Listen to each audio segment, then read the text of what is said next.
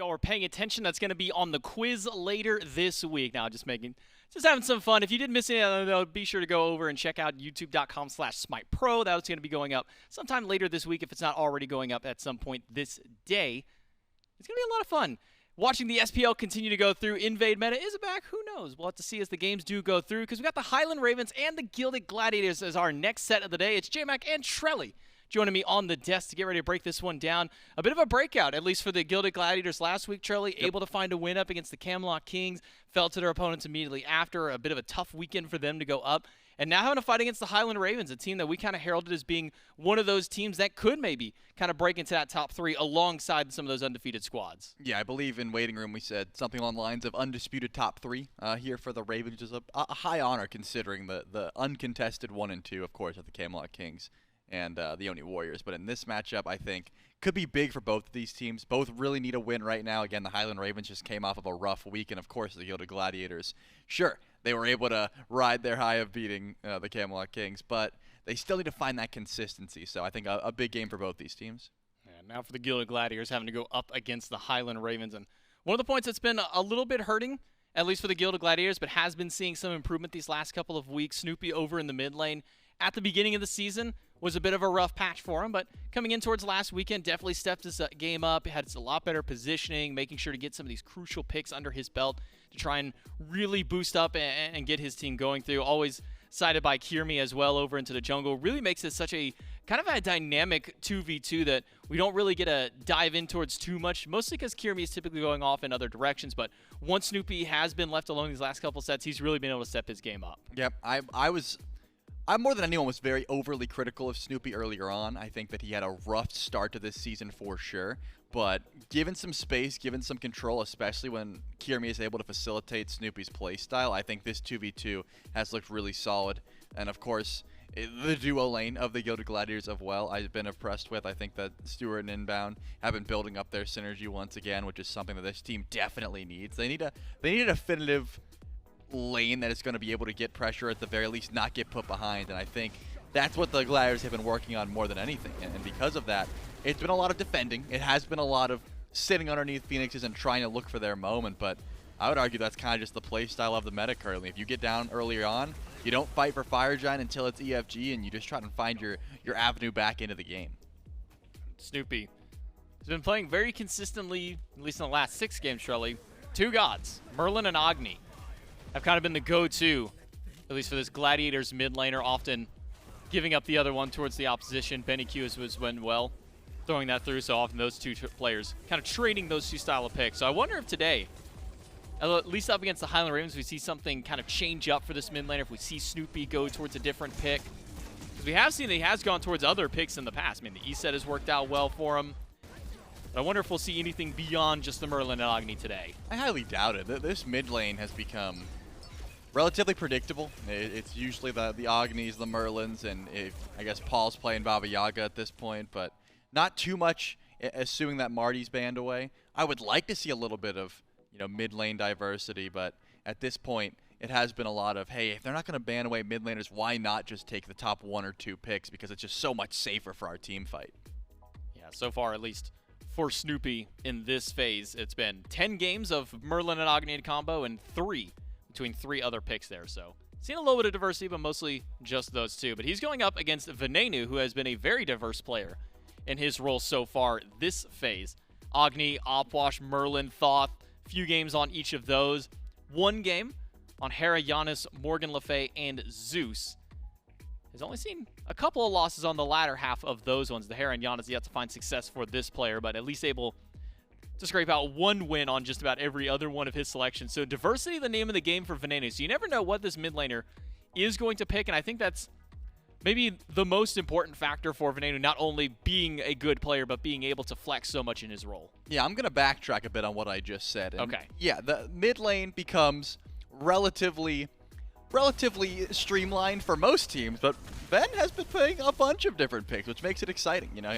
You just listed a ton of gods that he can go to, and because of that, it is kind of hard to play against this Ravens team. You never know when Ben's going to be able to pick his god, because of course, he could just say, yeah, grab me you know, the Agni or the Merlin top 2, or he could sit way until last pick just to let his team grab something they feel more comfortable on. Because of that, I think their team fights are always very explosive. Just such a fun team to watch play. JMac, they're able to bring in that early aggression. They're able to also make some clutch plays around the Fire Giant, and I think that they're always bringing in new strategies. I want to see exactly, because we're talking about that 2v2, how Ven and Scream are able to really facilitate their own early game, because they're one of the 2v2s in mid that really like to get active at level 2. You know, they're not going to sit by and just prioritize farm. They're going to blink in, they're going to dash in, and try and create some opportunities early on, which is always fun to watch, and I think it's a great way to start off your early game, especially if you can get a first blood over to Scream. Yeah, Scream and Venenu have been a very fun 2v2 to watch so far in the league with how aggressive they've been playing, with the diversity of god picks as well. But I think this Highland Ravens team in general is one that what may have been kind of undervalued as the season came in, at least by us, by some of the fans at home, but have certainly stepped up into a pretty powerful position for themselves. May not be at the top of the standings like they were at one point. We come out into the first 2 weeks and they're sitting 3-1, now not quite sitting at that same level of position for this team, but it's certainly one that has at least cemented themselves as a top team within the league, and certainly one within their own division as well. And being able to find a win up against the other division, it's something that we talk about a lot, you know, with the double division play, Charlie, is finding those wins in your division, very important, but maybe more important, being able to try and find those wins in the opposite side. We had a chance to sit down with a couple of players of these teams, so we'll go ahead and throw it to that pregame interview video. This week, I think our team did really well, considering we went against the 2 undefeated teams, and we were able to take a set off the Kings. Charlie, the Gilded Gladiators who came into this set without a single win this season are about to dethrone the Camelot Kings. This was projected to be a win for the Kings, but the Gladiators have torn right through and have knocked down the world champion. I gotta see the player boots. I knew there was gonna be a pop-off. The Kingslayers are here. Improvement-wise, I think we could like go deeper in our draft, basically, so we can have like more avenues to pick different things, and then I also think just cleaning up our macro and stuff in the game as well. I feel like this phase has gone relatively well. I honestly expected us to be doing worse right now than we are. I feel like we've lost to the teams that we should have lost to so far. We've been talking a lot after the sets, trying to realize kind of what our new identity is and how we want to play the game, because right now we have a lot of cooks in the kitchen, and we kind of need to narrow that down moving forward, I think, because everyone has great ideas, but we are too focused on the broad picture of all the cooks instead of just focusing on one cook. Getting our first win against the Kings is definitely a boost in I guess confidence and self-esteem, I guess, because we had been losing the games, and it just shows that we're able to compete at the highest level, you know. So I think it's pretty good for the team in general. I feel relatively confident going into the Gladiators. They're kind of a scrappy team. You don't really know exactly what they're gonna do. I feel like Bobby, Kyrmi, and Scary kind of play very loose, so it's kind of hard to predict what they're gonna do. I feel like we have a relatively good matchup into them because I feel like both of our teams like to be scrappy, but it just depends on what happens on game day. Gotta love the honesty from BaRRaCCuDDa there during that interview, saying, yeah, I thought we'd be doing a lot worse than we're kind of doing, but also another little bit there, Charlie, saying maybe too many cooks on this team. I can confirm that that's how Barra feels, because I remember right after our fantasy draft, I was like, hey, Barra, you know, I got you and Ven on my team, and he said, why? And I was like, what? You guys are gonna have a good season. He was like telling me no, like you shouldn't have drafted us. And they are looking real fine. Of course, I think a fantastic performance from them as of recent, and I think Bear's also right to highlight they had a rough last week. Those are the matchups that we expected them to have a bit of a tough time into.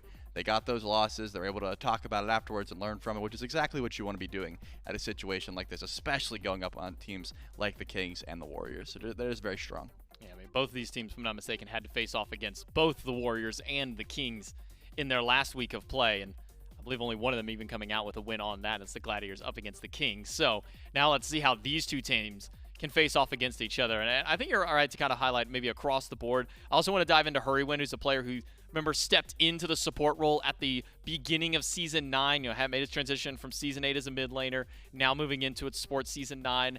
Didn't really get much time in the SPL to shine. Spent a lot of time down in the SCC after his team didn't qualify in through those qualifiers in Season 9. then jumped in kind of at the tail end of Season 9 over onto that Scarabs roster. Made the team look really good with the given time that he had. Just not quite enough to push themselves towards the World Championships. Now reforming with this kind of remains of the old Bolt squad. You know, BaRRaCCuDDa, Venenu sticking together, bringing Haddix back, adding Scream to the mix. Really feels like there's a lot of potential for this team, and we've seen a lot of that potential so far, but still maybe a little bit to be desired for the team. We'll see who comes out on top for game number 1 as we jump into the picks and bans between the Highland Ravens and the Gilded Gladiators. I think one big thing to pull from that interview, at least at the very end as well from BaRRaCCuDDa, was saying that this is a very scrappy team from the Gladiators. You never know what they're going to bring out. A little bit more of a loose cannon play style for this Gladiators team. The Ravens, certainly one that can try and match up to that. The Gilded Gladiators are some loose cannons who don't play by the rules. And at this point, I think Bear is right to highlight it as well. They have some different team comps that they play, and that's what I like watching about them. ScRd, I think, is very dynamic in his play style as well. He can go towards those meta solo laners, been going towards, you know, the Vamanas whenever he can grab them, but of course is still able to play some of those other style of picks when they are at the forefront of the meta. So far, nothing out of the ordinary. The Marty, the Nox, and the Horus all, I would say, right at the top of that top pick, top ban threshold. And of course, Vamana is going to be in that conversation. Serket, though, that's going to be interesting because Kyrmi has been very explosive on a ton of different picks. The Vamana is certainly not going to be going back to him, but we know that he likes to go to the Bakasura every once in a while. I think he's been having... He is one of the frontliners of this team in the sense of he's going to be the first one in. He's going to be setting up for his squad. And I think if Kyrmi gets on a comfortable pick, that's when the Gladiators are at their strongest for sure. Yeah, Solon has definitely been a very hot topic with some of these picks through there. The Horus, the Vamana, Guan Yu kind of even jumping up there amongst them. And even a little bit of Odin has kind of popped up for both ScRd and Haddix. A couple of games apiece from them. And Hercules we saw last game by Basket. The Guan Yu will be banned away, so still Odin and Hercules, if we want to at least talk about picks that these two solo laners have gone towards. Hercules tending to more often be in that top spot, but Aphrodite let through and snap first picked for the Highland Ravens. Herc and Yamoja open, and they go to Afro. I would have gone Yamoja if I'm being honest. I certainly went to Yamoja, but Bear said it. They've got a lot of cooks in the kitchen. We're gonna not enough books. Yep, not. We'll have to see. We'll have to see if this Afro pick is able to go worthwhile. If I'm the Gilded Gladiators, you have the option, of course, of just grabbing Yamoja Hercules. That could be a call here, but it seems to me that that's not a pick that Inbound is like to go back to. He's been playing a lot of different supports, and in this case, grabbing the Cern and the Hercules is a stronger top two here. I feel, especially because you don't have to grab the Yamoja. You assume that Aphrodite goes over to the support role anyway, so you could certainly just grab it in that third pick slot if it's something that you want to give over to the jungle or to the support. Yeah, Cernunnos Hercules for the Gladiators.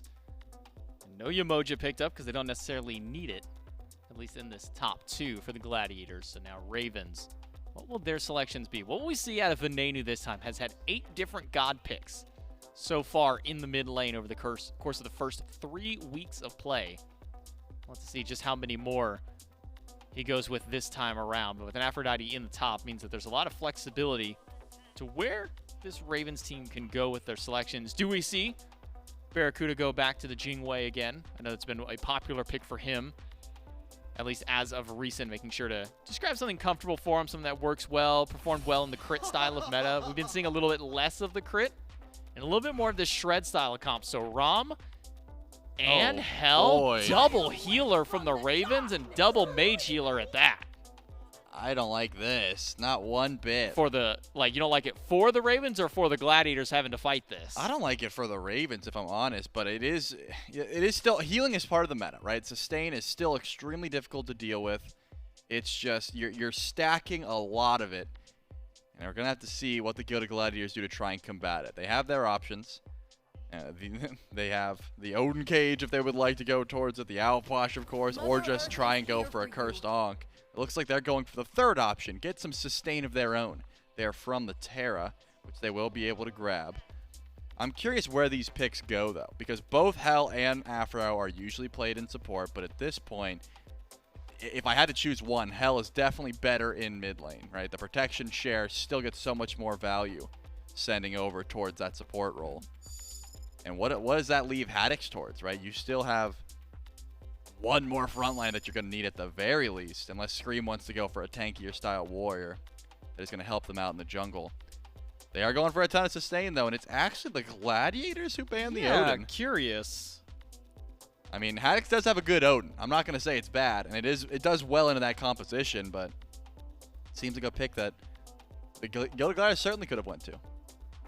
I guess maybe not wanting to give Kyrmi the Hercules this time around, and maybe put that Odin into the solo lane, so just going to ban it away, so that way it can't be used against the Gladiators.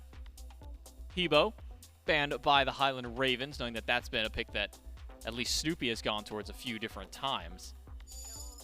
And then an Opwash as well.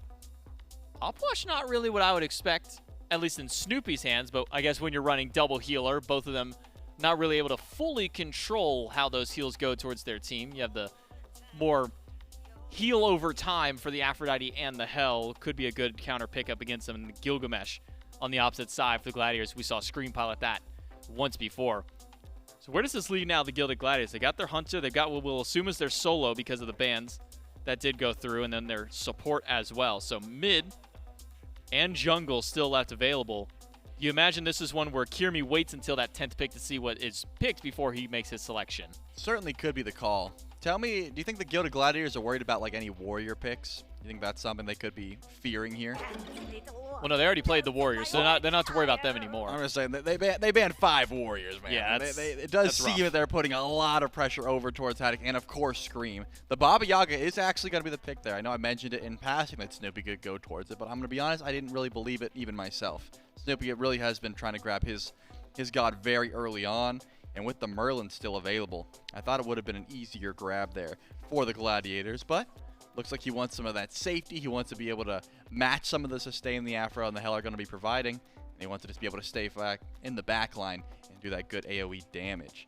I need to see where these picks are going, though. It still does seem like the Hell in mid and the Aphro in support. I have no reason not to believe that, but some more lock-ins would definitely help out. The Achilles Hover, which I would assume goes over to Haddix, unless Scream does want to take it over towards the jungle, which has been done in the past, but as of recent, haven't seen too much Achilles jungle. And then last up, we're going to have to wait even longer just to see what the full front line of this team comp is going to look like. I think an Assassin here would be fine. You do want a hard carry kiss to this Aphrodite. If you're going to lock it in, you just get more value if you have more damage. Is that all? I know you can do better. You know, Scream, the last time he played the Kali, it didn't go that well, but would have a decent opportunity to try and play it, and it looks like it's a Bastet Hover. They've got a lot of annoyance here for the Highland Ravens. The immunity, the pounce in, the jump back, the execute, so much sustain. It's a weird style of play here for the Highland Ravens. I'm honestly surprised he went for it. And here rumblings that Bastet hadn't been performing too well in general, so I was curious to see if we'd ever see that pick. Maybe given her current state, but some confidence at least from Scream, the premier Bastet player of the league. You want to know, I don't know if I'll call this a fun fact, but you want to know a fact that I found out by searching through our database here, You Trelly. tell me it's a fact, I'll tell you if it's fun. This is the first Baba Yaga game that Snoopy has ever played in competitive. That was fun. I'll give you that one. Okay, so we'll have to see how his first Baba game goes. Now paired with a Susano for Kyrmi, one pick that he is no stranger towards for this team. I do have to say, I did just make a tier list with Haddix, and he actually put Bastet on his solo lane tier list a bit higher than I would have expected. It did take me a bit by surprise, so there is still some room to change it up. You said it yourself. Scream is the premier Bastet player, but I know that Haddix does like it in the solo lane as well. And if you're going to be kissed to anyone, I think a full damage Achilles gets more value with the Aphrodite than the Bastet does, because you're constantly going to the backline, jumping forward, jumping back. The Aphro has a hard time sort of following that, whereas the Achilles, I think you get more value just staying there as well. But at this point, it doesn't really matter. It's just a lot of sustain. Ankh is going to get a ton of value here from the Gilded Gladiators. I'm going to see a lot of anti-heal being built, and unfortunately, you go to something like the Susano because you're looking for burst damage. You don't want the poke that's just going to be healed up. You want 100-0 potential, get to the backline, try and get these kills, get out, and not give the Ravens enough time to just sustain using the Aphro and the Hell, and then go back in on their own time. You want to bring the fight to the Ravens, and it seems that the Gilded Gladiators have done that. So maybe a bit more early slanted for the Gladiators to try and get a little bit active. But anti-heal, I got to bring it up here, Charlie. got to be the name of the game for the Gladiators. You're going against Aphrodite, you got Hell, Achilles with some self-sustaining kid, Bastet's the built-in lifesteal as well. Whatever this ROM happens to go, how many anti-heal items are you expecting that we see out of the Gladiators within, I would say, probably the first 2 to 3 items built? Everyone but Cern will be having anti-heal, I would assume. Like you're not going crit, so you're just going full-on shred, and then everyone else is going to get some form of either an Onk or a Contagion, a Pestilence, a Brawlers, a Divine. You just need it because it gets an immense value. You're sort of double-dipping a bit because of how much sustain you mentioned. Everyone's going to have a little bit. But the Cursed Onk really is all you need to guarantee, as long as you're winning the team fight off that Cursed Onk. If you waste it, then you sort of have missed your mark, and that's the issue with just getting the Onk. So got to make sure that you do get a little bit of anti-heal. Now, I have been informed that it is going to be Achilles jungle for the Highland Ravens, so we will be seeing the Bastet likely in the hands of solo laner Haddix. And as you said, put it a little bit higher up there on the tier list. So let's see how the full damage carry can go, but it seems that this squad might be maybe not quite as tanky as they're hoping for going towards the late game, because it seems you just got an Aphrodite to be your primary front line. We'll see if the Highland Ravens can get it done, or the Gilded Gladiators going to make another big run in this set. To do that, we jump into game number 1 with Gore and Myth. Well, Mifflin, they had said that the Ravens had something cooking, and I think you had said at one point during Picks and Bans, oh no, they might be cooking too much. They're burning You had it. said that, I think about halfway through, right after they locked in the Hell. You were like, it's a lot of healing. I'm kind of curious how you're feeling now that you've seen the full draft, and now that you know it's Achilles in the jungle as well. Man, I've never felt so unknowledgeable about Right? ball than I do right now. I really thought I knew ball coming into work today. I have seen a good deal of Achilles out of the jungle. I've had the opportunity to play it myself a few times competitively. I think it feels good. It's got very strong ganks. What I've always said about junglers is that if they've got some form of hard CC and some way to secure kills, they're going to work out of the jungle. Achilles has both. He's got great chase down with the combat dodge. He's got great CC lockdown thanks to that the stun. And should someone get dropped low, execute as just a finish off tool. Very strong as well. My concern does lie with Haddix out of the soul lane. I had actually spoke with Screammmmm going into the set. We were watching the previous set. And I'd said, yo, Screammmmm, what's the over-under on some Bastet today? And his eyes went wide. And he looks at me, he's pausing, and Haddix says, Screammm's not playing Bastet. I didn't have the subtext. I didn't have the context of what that really They thought you meant. knew something, bro. They thought you. They were like, "Yo, is this guy even spying on us?" Watching our scrims? No, I had no idea. I guess he had meant that Haddix was going to be taking the Bastet for himself. That's a lot of damage out of your soul lane, to be sure. Maybe a Soul Leader plus Transcendence style of build. A decent sustain. Oh my God, the Whoa. stun as well you can get from the Achilles. Yeah, that seems to be working out pretty well. Wow, just a lot of damage, and that was not from the one you were talking about. I mean, you get to balance this out. Do you think that this is... I guess the better question is this team tanky enough? Or is it one that has to win quickly? Because we've been seeing long games, and I see Aphrodite, this is the standard that she sets, right? You do not have a lot of health to work with at the beginning. Hurried, lucky to get on out of that one. That's where my concerns start to rise up, Mifflin, is seeing things like that. Is this a team that if Kyrmi starts doing what Kyrmi does, is this a composition that can withstand it? I think so. So long as the Ravens can make themselves at least even or at a certain state of parity around the team fight phase, the amount of sustain here is just ridiculous, Gore. It's not true tankiness, but it's off tankiness. And it's a double stun from Screammmmm. They only need a little more. And the shot just a little wide from Vin. Looks Later like the he might one. have even wanted to go for more. Kyrmi. Oh, he's been bullied. And that's twice now in mid. The damage has been good. And that is something we haven't got to talk about. A lot of health support lately. It's been a while since she's been hanging out in mid. But the damage numbers that she puts out, and specifically that Vin has put out on this god in the past, is definitely something worth talking about. And I have distinct memories of, I think it was actually Variety's Hell causing a lot of trouble for this team, or at least this core on the Ravens. But those cleanses, they can do so much. Just like Kyrmi's going to try to get something done. Good pull onto Hurry. That's going to be first blood. Easy pickup for Stuart, and a standard gank from Kyrmi.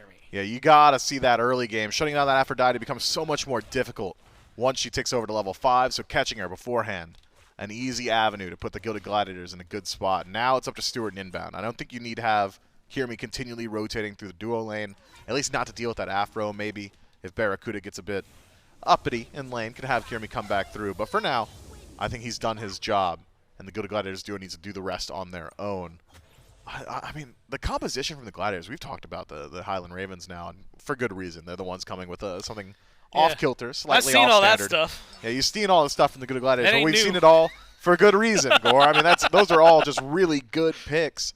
You've got decent sustain, much stronger initiation. So the question you'd asked me earlier, are the Highland Ravens tanky enough? Yeah. I don't think that's necessarily the crux of it. The defense will come, the healing will shore it up, right? It's how do the Highland Ravens start their fights? Is it Haddix ultimate?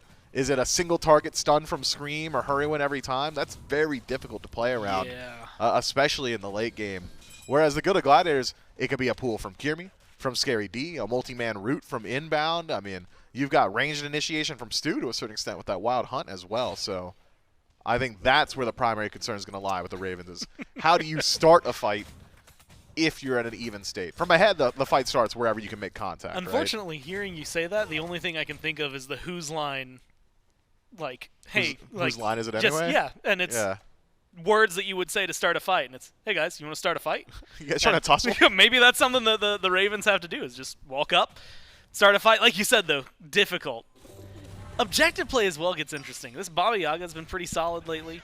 A lot of good damage out of that. You had mentioned, I think with Kyrmi, Scary, as a crew are going to be able to do in terms of setup inbound as well. Now that we're starting to see level 5s. First Blood, you had said, not necessarily, I don't want to call it a gimme. Maybe a little bit of a gimme, though, right? It's an Aphrodite sub-level 5. It is where you have to get a kill. Do we get to see, and maybe that question will get answered for me here, Kyrmi going in to start things, That's double huge. knock-up from him. It's going to force the Yaga, Snoopy. Chasing down Vin, but Scream's chasing down Kyrmi. He goes out, gets a stun, looks for the execute, not going to connect. And Vin going in for the help, not able to find the kill for Scream, and Vin's just trying to dodge whatever he can, but the fire's too much, and they bite off more than they can chew. Now Scream running for his life. The root, not going to connect from Inbound. He's got the slow. Well, Kyrmi's going to Now get the double it is dip. just, can you run around? Kyrmi gets to What come up? in, pull him in, and a couple more autos is all it takes. Like you said, he double dips, and it's a 3-0 kill lead for the Glads. Man, what a fast start for the Gilded Gladiators, all off the back of Kyrmi once more. That initiation, the blink and the typhoon, picturesque, Gore. I mean, you couldn't ask for a better start to that fight for the Glads. Finds the double knock-up, delays it for the cleanse, really sets things up well. The call, though, from Scream to say, all right, we're not escaping. I've been hit by a tornado. I'm not getting out of here. I'll go ahead and try and turn it around for a kill. I think the right decision. Just unfortunate that Inbound had already made the rotation himself, is able to block out that fatal strike. So the Highland Ravens nearly able, off the back of an invade, a successful invade, to find a bit more.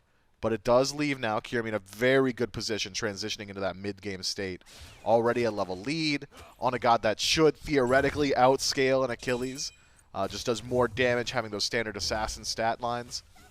It's not exactly where you want to see the Highland Ravens. But we haven't seen what I believe is the true crux of this Highland Ravens composition.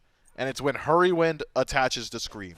I think this composition becomes very different once that happens. All right, now Scary D, maybe a little more worried by this. Bastet doing a lot of damage. Execute, No no, way! it misses. Scary D gets the push, and he's going to walk away. The root, oh, the root from Haddix can only stagger him.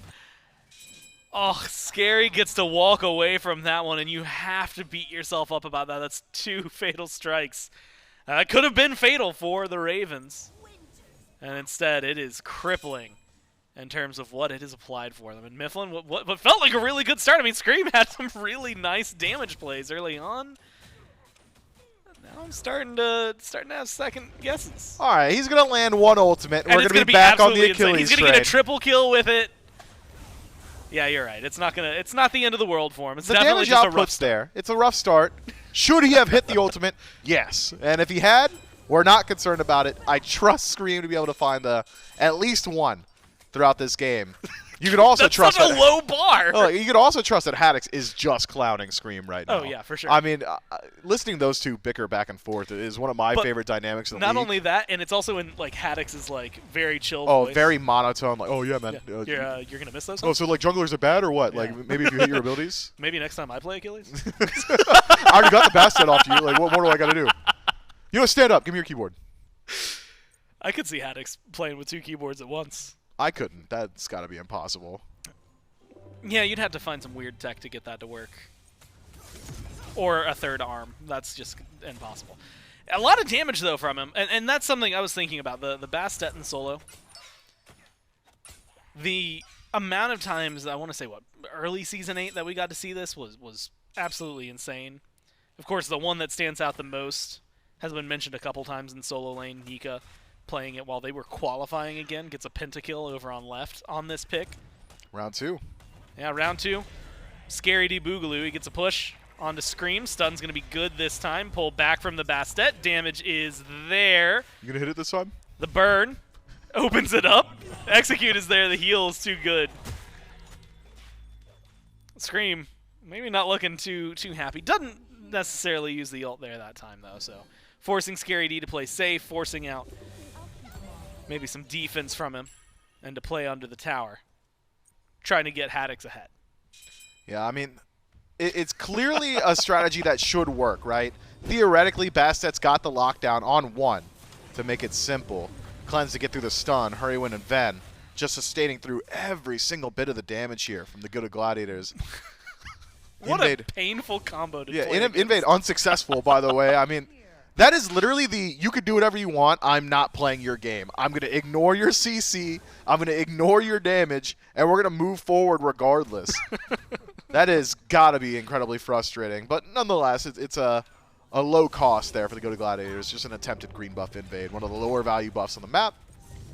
You're really only going for it for the experience in gold. So nothing major there. I imagine we see Scream spend the next couple of moments finishing this Transcendence. Probably want to wait on this next mace item. Could even be like a hi-rez. Yeah, it feels like Achilles out of the jungle really has good auto-cancel potential. And then we're going to start to see a little bit more. Continued attempts on Scary D's life also not off the books. Certainly feasible from this position. But as the game starts to get a little bit later and Scary D starts to stack up a little bit more defense, starts to put more points into that heal, it really does change up your mathematics on when you're allowed to go for the execute. Well, maybe skipping over the hi-rez here. Straight down Prophetic Cloak lane, huh? Yeah. Could also be Magi's, but which CC would you be worried about? Nah, yeah, he's propheticing. He's gonna see so much future. Really? Okay. Well, so I'm excited. I mean, there's a lot of CC on there. Maybe trying to dodge some of the pulls, right? Roots, things like that. I mean, yeah, there are plenty. I just feel like Hurriwind's gonna do that for you, right? Yeah, good point. That's kind of like Hurriwind's just gonna do it. Yeah, that's why we got him. You know, Van will do it for you. Yeah, you really don't need to sacrifice that much in the early. But getting Prophetic a bit faster just allows you to stack it up, which makes sense to me. Well, right now, stacking things up. Gladiators looking for the Gold Fury. It's only about 600 gold separating these two teams right now. So this will be what should set them apart by a significant amount.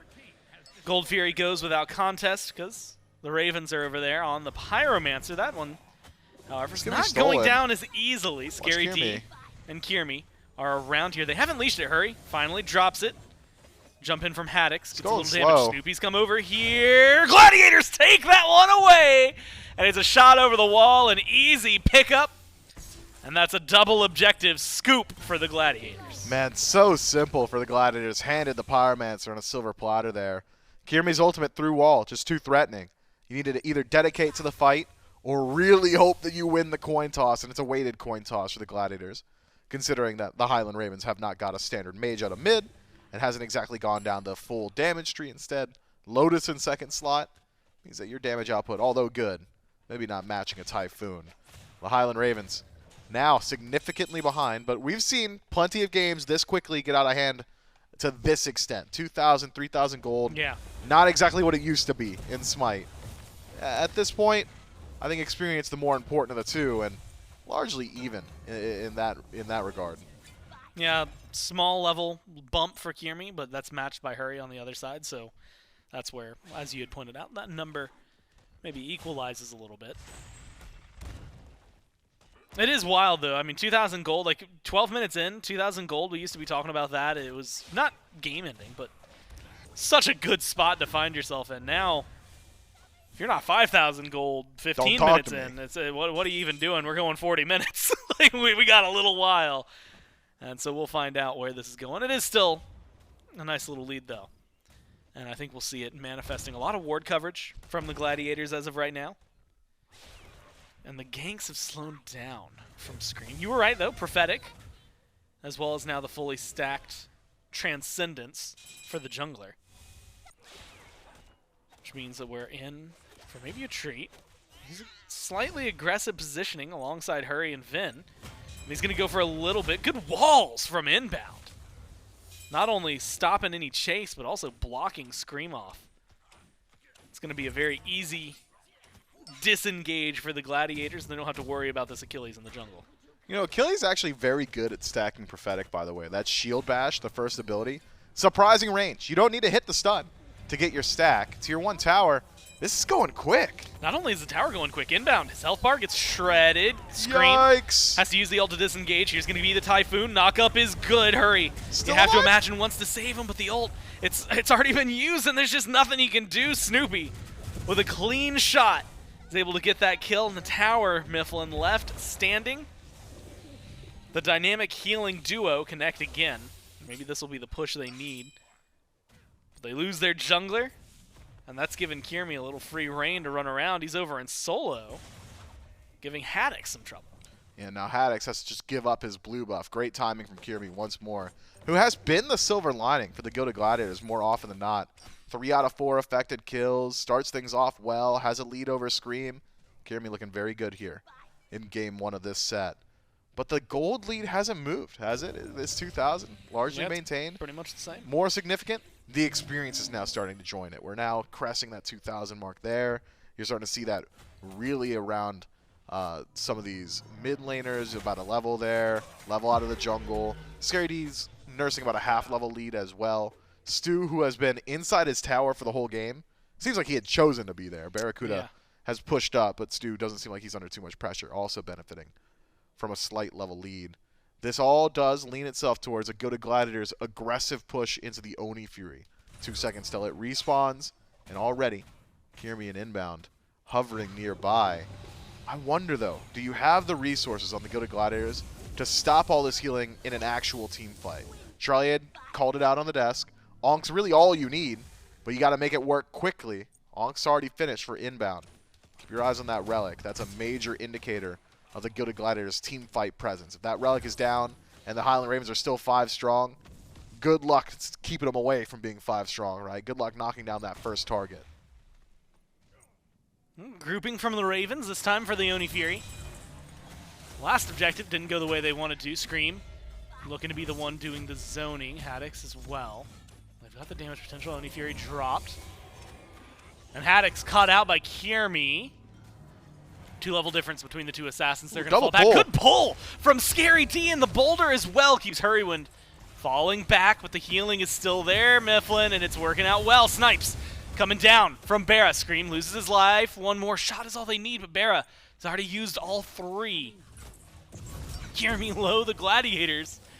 They might not be able to pick up the Fury, but they're going to get away with this one. Healing for the Ravens. It's actually going to allow them to re-engage. A little poke from Haddix.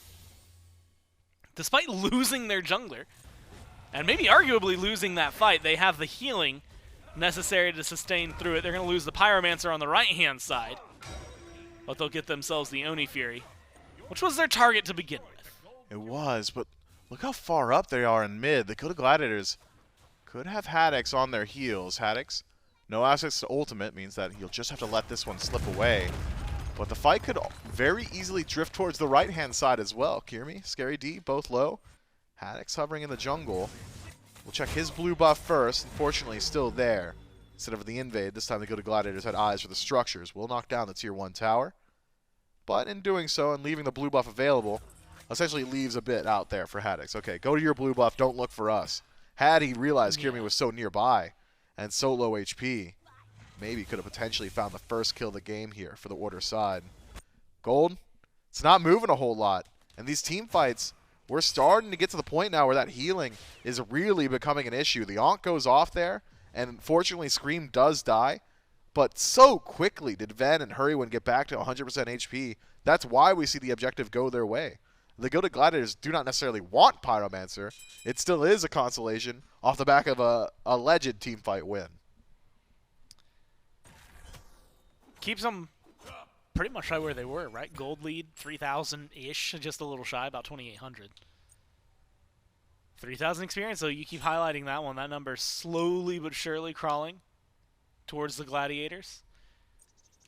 The map state isn't too different for these teams. Kind of mirrored across the diagonal. Tier 1 in left still up for the Ravens, and otherwise all their Tier 2s. And then Tier 1 in right up for the Gladiators, along with all their Tier 2s. Fire Giant, 18 minutes feels like a magic number for when he can be looked at with some seriousness when you're not necessarily stomping. And maybe that's the opportunity the Gladiators are waiting for and need. Kind of turn this lead into something a little bigger. I also keep glancing down at the builds just to see where things are going.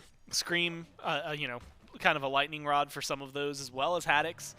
Both of them dipping a little into prots, a little bit into power, kind of trying to find that hybrid that has been difficult to achieve here so far. Yeah, but now you're struggling for kill secure with neither Scream or Haddix being a true dedicated damage dealer. It's really up to BaRRaCCuDDa and Ven in particular to take up that role, and Ven has not gone that damage dealer path either. ScRd pulled back. That should be it. They've got the damage, and there's that ult to connect. Told you he's going to hit one. How you feeling about Achilles now? Yeah, you know what? I'm feeling real great. He hit that ult.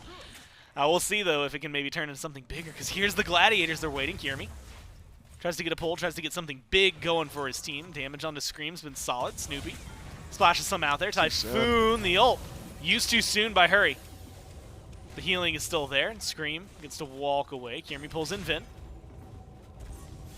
But the Tier 1 being gone is enough to delay the Gladiators. This is so it's just annoying. all 5 of the Ravens, and they just get to practically back up, reset, and resurge Mifflin forward as they start to get aggressive over here. On the Tier 2, no Ankh this Sans time. Fire Giant. And like you said, no Ankh to work with, nothing to stop him. Full health bars on the other side. ScRd, he's come back. Hurry's taking way too much poke. The polymorph works out, and that's going to be at least 1 kill. Now inbound, the rest of the team starting to chase the Ravens. Vin gets low, Vin rooted, Vin pushed, and the damage is there. What a pull from ScRd. Kyrmi is going to kill him off, but it's all credit for the solo laner. Stuart, couple of autos, it's all you got to hit. Otherwise, Scream might be walking out of this. BaRRa in a little bit of trouble as well. Scream gets pulled back in. Kyrmi finds exactly what he needs, and ScRd is on the prowl up into the air. BaRRa really just trying to buy time, needs some help. And he's not going to find it. Haddix is going in for the FG play. BaRRa's going to start running up towards him. Damage is there. The Bastet, nothing to work with. And the Ram, last man standing. And it should be quick work. Doing some decent damage to ScRd. He's going to have to walk away. Fire Giant goes the way to the Gladiators. And there's a staggered kill as well. Man, ScRd ends the fight and starts the fight there for the Gilded Gladiators. It was healing forward for the Ravens, and ScRd is like, oh, you know I'm behind you, right? Finds the push on a priority target. A couple of key moment pulls as well. I'm thinking of the one on Ven around that right Tier 2. And the Gilded Gladiators turn things around entirely. This is the issue. Where's your kill secure? Is it Scream every time? If yes, you better hope he's got Fatal Strike available, because that seems to be the only thing that can grab a kill now for the Highland Ravens. Ven's going down this pseudo bruiser build. Scream, a bruiser. Haddix, a bruiser. Hurriwind, full tank. So BaRRaCCuDDa, the only actual dedicated damage dealer for his team, nearly top of the charts, matching up with that soul laner, but it is inconsistent, and with everybody else being light on the threatening meter, right? If you're not concerned about the damage output from Haddix, if you're not concerned about the damage output from Ven, what's to stop the Gilded Gladiators from just walking past them and jumping onto BaRRaCCuDDa? Not a whole lot, it would seem, because it seems like the Highland Ravens, not exactly tanky, not exactly threatening either. Aggression on the right-hand side, or left-hand side. Right for Stuart. They were maybe thinking about trying to go for the Phoenix. Just enough presence from the Ravens to make them rethink that. Tier 2 on left goes down with ease. It's a small reset for the Gladiators to go towards mid. Do want to ask you, earlier we were talking about it. 2,000, 3,000 gold, 13 minutes in. With the way games have been going, hasn't necessarily been as big a deal. Now we're going to be pushing 8,000 gold, 22 minutes in. A lot of experience in their favor, and the kills are 10-1. Is this one making the argument in your case? Are you starting to think that this is finally a lead, not just to work with, but, I mean, control, right, for the Gladiators? The question isn't about them. It's not about their success. The question I really have is, where do the Ravens fight back into this? It might be on base defense, but you've already got so much sustain from Fountain that you're not necessarily able to leverage all the sustain from God in a situation like that, right? Like, yeah. Why heal from Hurriwind or Ven when you could take 5 steps backwards on base defense and just get into your Fountain? So, Phoenix defense not looking great. I imagine we'll see the Highland Ravens struggle to keep minion waves out. Fire Giant defense, perhaps one of the better options, and only 20 or so seconds left on the Fire Giant power play. Means that'll be an option they'll have to evaluate soon.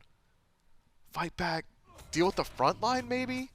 If BaRRaCCuDDa can make contact with the target, that's the guy you gotta kill, right? If BaRRaCCuDDa is your primary source of damage, yeah, you gotta kill whoever he can touch. And it's likely gonna be Scream to secure that kill, or Haddix doing it with a pull-in.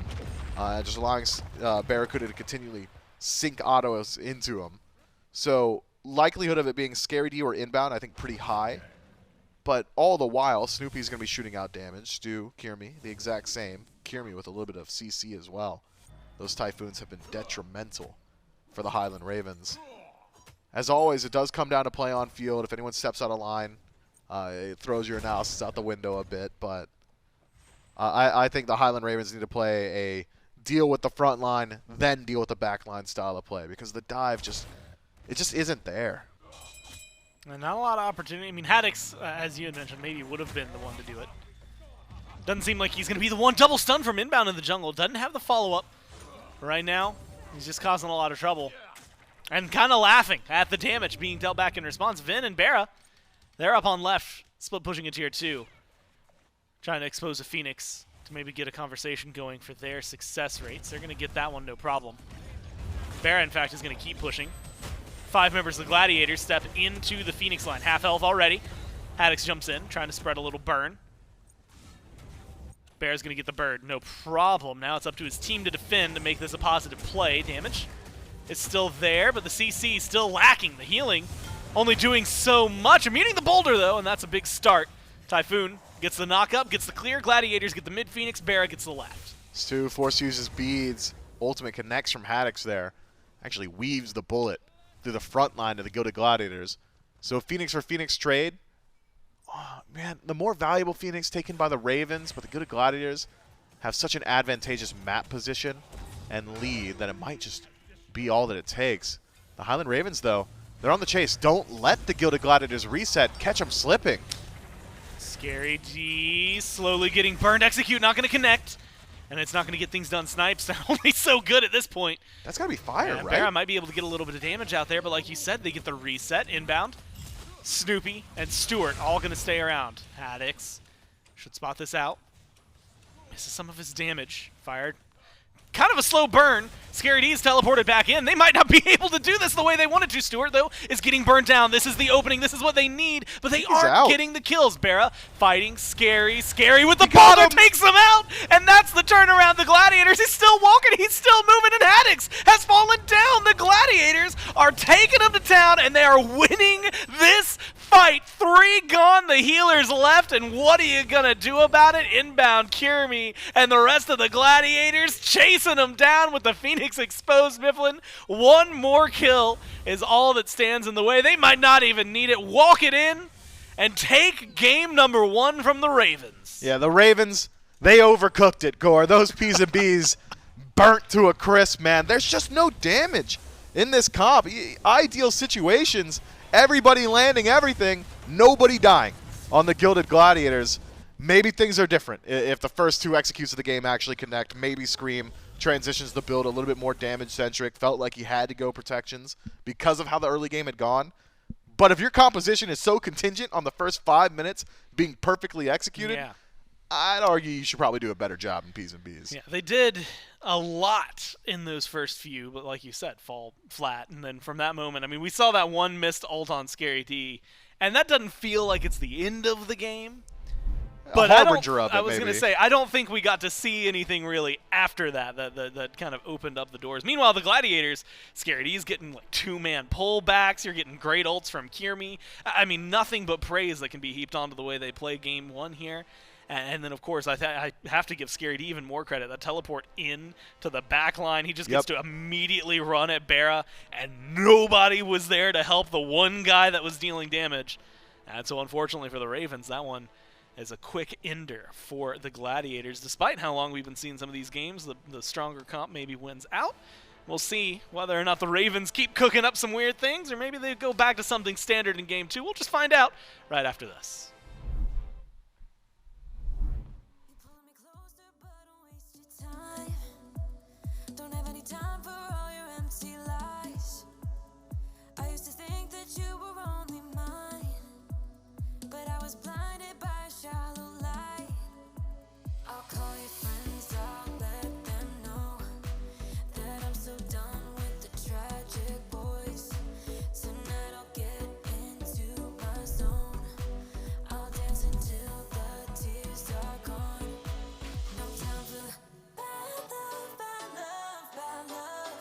Dancing all these tears away. No time for bad love, bad love, bad love. I'm dancing all these fears away. Don't need it.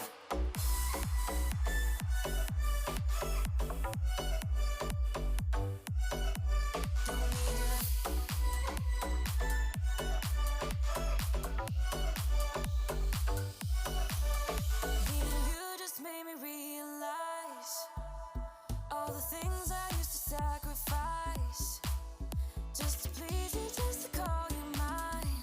But look at me now, I have the time of my life. I'll call your friends, I'll let them know that I'm so done with the tragic boys. Tonight I'll get into my zone. I'll dance until the tears are gone. No time for bad love, bad love, bad love. I'm dancing all these tears away. No time for bad love, bad love, bad love. I'm dancing all these fears away. Don't need you.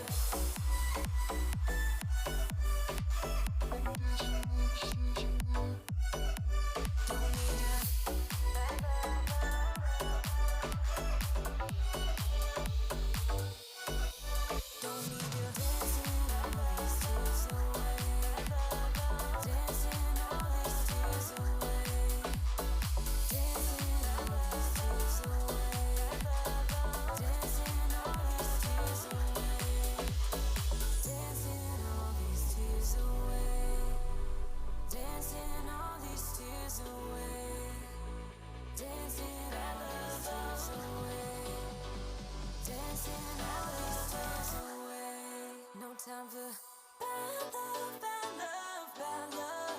I'm dancing all these tears away.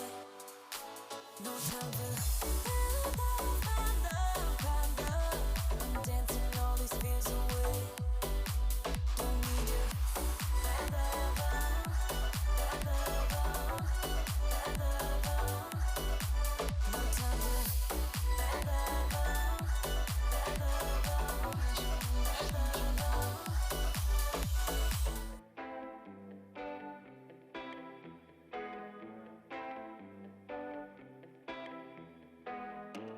Get this party started.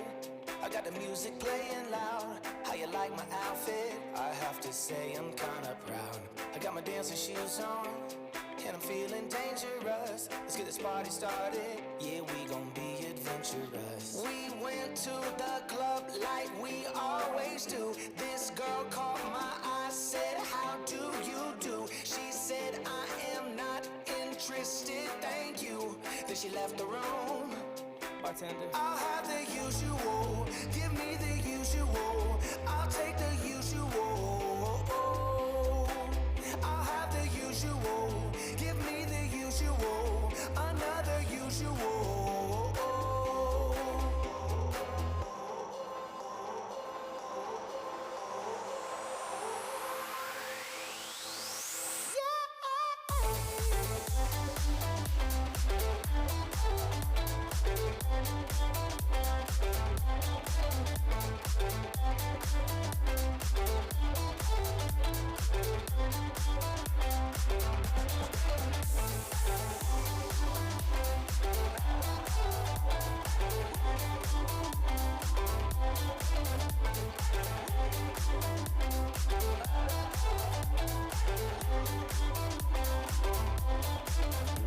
Go and grab some air now. I try to pick myself up. Nothing's wrong with me yet, but maybe this bow tie was too much. I just have to be cool, looking like I'm Clint Eastwood. Ain't the bad or ugly. My mama said that I'm the good. We went to the club like we always do. This girl caught my eye, said, "How do you do?" She said, "I am not interested, thank you." Then she left the room. Bartender, I'll have the usual. Give me the usual. I'll take the usual. I'll have the usual. Give me the usual. Another usual.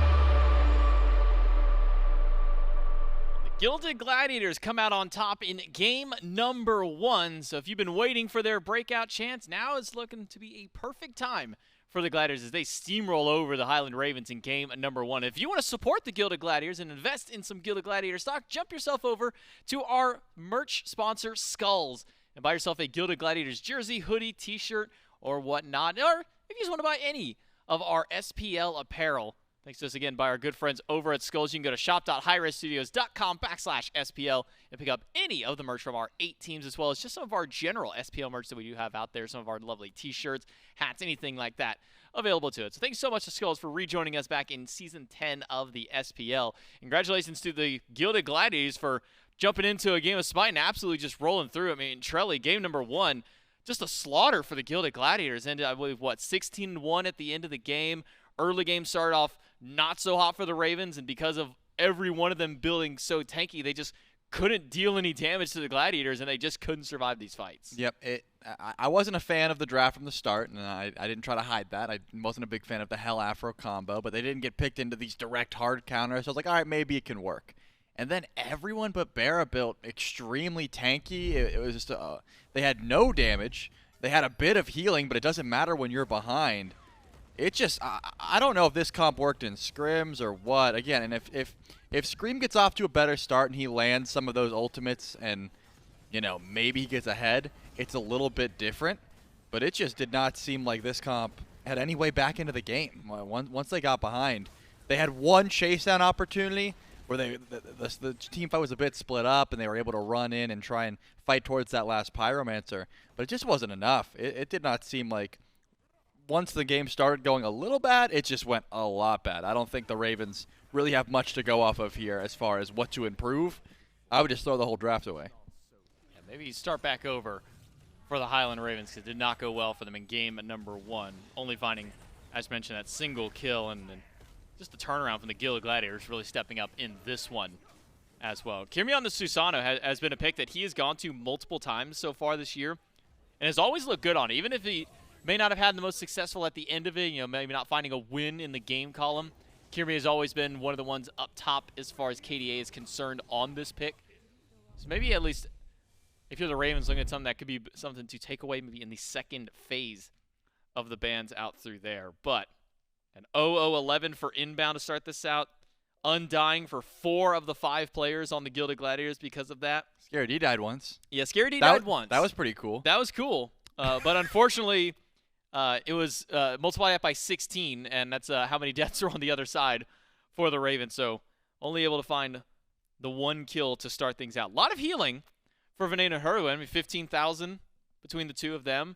Definitely feels good, but doesn't feel good when you're just unable to take down the enemy team at all. And that's what I'm saying. I don't understand what the comp was meant to facilitate. It seems like it was just, hey, Haddix and Scream are going to pop off and carry us, and we are going to heal them, and then hopefully BaRRa gets online later. And none of that ever happened. They all built so strange. It almost looked to me like a team that, of course, if you get really far ahead, yeah, that comp can work. But it looked to me like a team that didn't even understand the meta we were in, so I want a complete change-up. I didn't like that comp at all. We'll throw out the draft and start over now in game number 2's picks and bans ready to go. Highland Ravens, Gilded Gladiators. Now the Gladiators up 1-0 after an explosive start to their set up against the Ravens. We'll see if they can keep that same momentum, that same pace for game number 2. Bans, relatively the same so far, Trelly. Martikaros, Nox from the Ravens. Warrior bans from the Gladiators, taking away Vamana and Horus. Serket banned away by the Ravens, and it ends with a Guan Yu. So the Gilded Gladiators are going to make sure that Warriors are not available, but they did end up giving one over to the Highland Ravens early. Hercules now taken out of Scaredy's pocket. That is a much better switch up already, because the Hercules is such a problem. Of course, so much of their ganks early on was trying to go on to Scaredy, but because it was this Hercules, it was very difficult to try and deal with. The Gilded Gladiators are going to grab the Hell.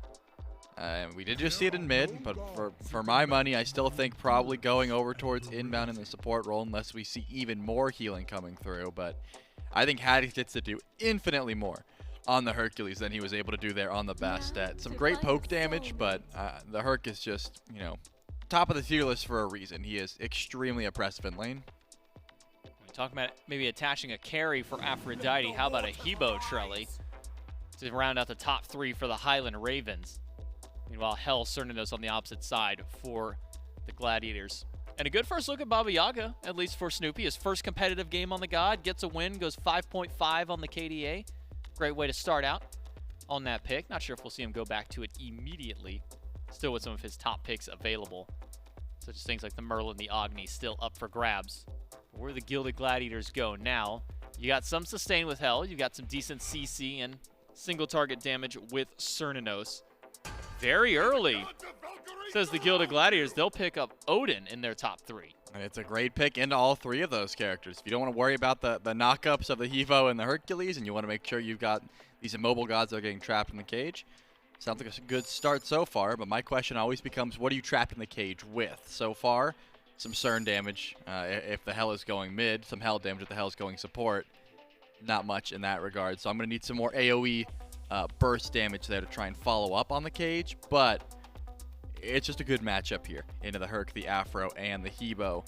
Hurriwind was already the target of a lot of the aggression there from the Gilded Gladiators. Add an Odin cage in the mix and match the same level of sustain, or even more so for the Hell because it's team-wide sustain. And that looks like a scary top heat 3 here for the Gilded Gladiators. We will have to see something new out of both Kyrmi and Snoopy this time, as Yaga and Susano banned away from the Gilded Gladiators. Meanwhile, the Glads will ban out a couple of shots over towards BaRRaCCuDDa. Izanami, who's played a couple of times so far, and the Jingwei as well. So a couple shots in that regard, but I mean, you still have Ram immediately comes to mind. We've been seeing a lot less Ishtar as of recent. Seems that she's fallen out of favoritism for some of the hunters. Chernobog has kind of risen his way up. So still a lot of selections available for BaRRaCCuDDa on the Ravens team. But for the Gladiators, I think maybe the most important one, as you were highlighting, what goes in this damage slot? What goes in that burst alongside the cage? You think Merlin, Agni, probably 2 ideal selections you can kind of throw in there, Trelly? I think Agni the better of the 2, just because you can force out so much from a distance. Agni, that stun is going to provide so much utility here for the Hebo and the Aphrodite in particular. They're very immobile. They're going to have to walk up to you, and to do so, they're going to have to get in range of that stun at some point. The Ratatoskr is going to be the option here, presumably for Kyrmi, assuming that these picks go where we think they will. There's going to be some great early pressure, that global presence, and has a decent matchup into the Hebo early on. Of course, it just becomes late game when Hebo is able to turn the tides, if, of course, the Rat builds full damage and he's just trying to one-shot the backline.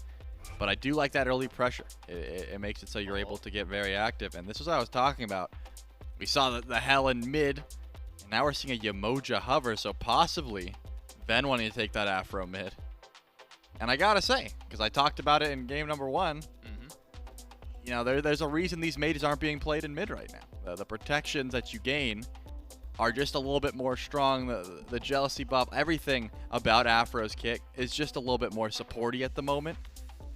But you got the Hebo damage in that slot. So it looks like that's the call here for the Ravens. If they are going to switch it up, and I think they're thinking about it, they're just saying, hey, Hurriwind could take this Afro and we could get a mage, or we could get more CC, more setup with that Yamoja.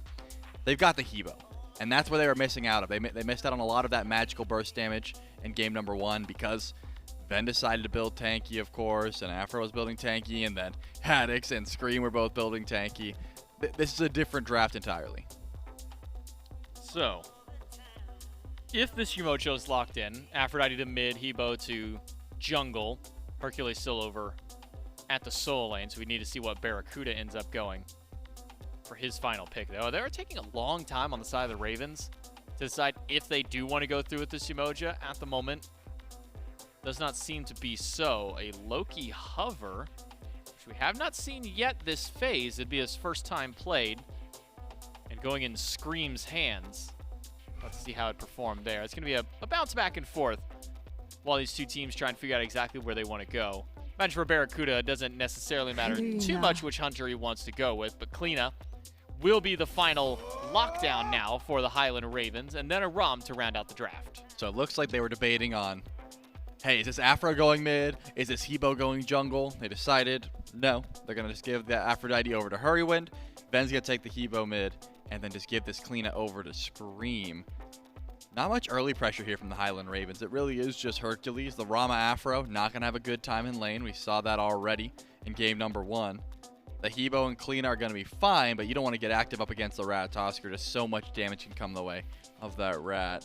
I'm curious now, though, if it's going to be another mage, or if that hell was going to go towards mid. It seems to be just the Ravens that are putting these picks in mid, as the Morgan Le Fay is hover, which means Inbound likely takes that hell. And I think the Rat and the Morgan Le Fay, so much CC early on. Their level 2 is disgusting. If Hebo and Cliodhna are stepping up into that, they better have the full wave on their side. It is very difficult to walk into a Morgan Le Fay and a Rat at level 2. Yeah, I mean, two forms of potential CC with both of those picks at that level 2 mark there. Ratatoskr, Morgan Le Fay could be a devastating duo for the Gladiators in mid.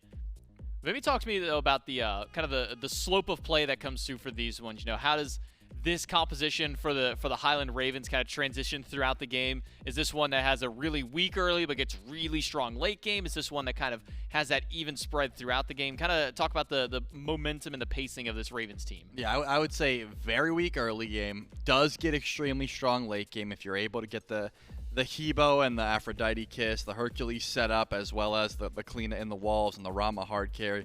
It's going to be so hard to get there, though. Look at the draft the Gladiators have. I already talked about the Rat and the Morgan Le Fay early on. This Odin gets incredible value in these team fights. You have the cleanse to make sure the CC from Herc doesn't come through as long as Inbound is on point.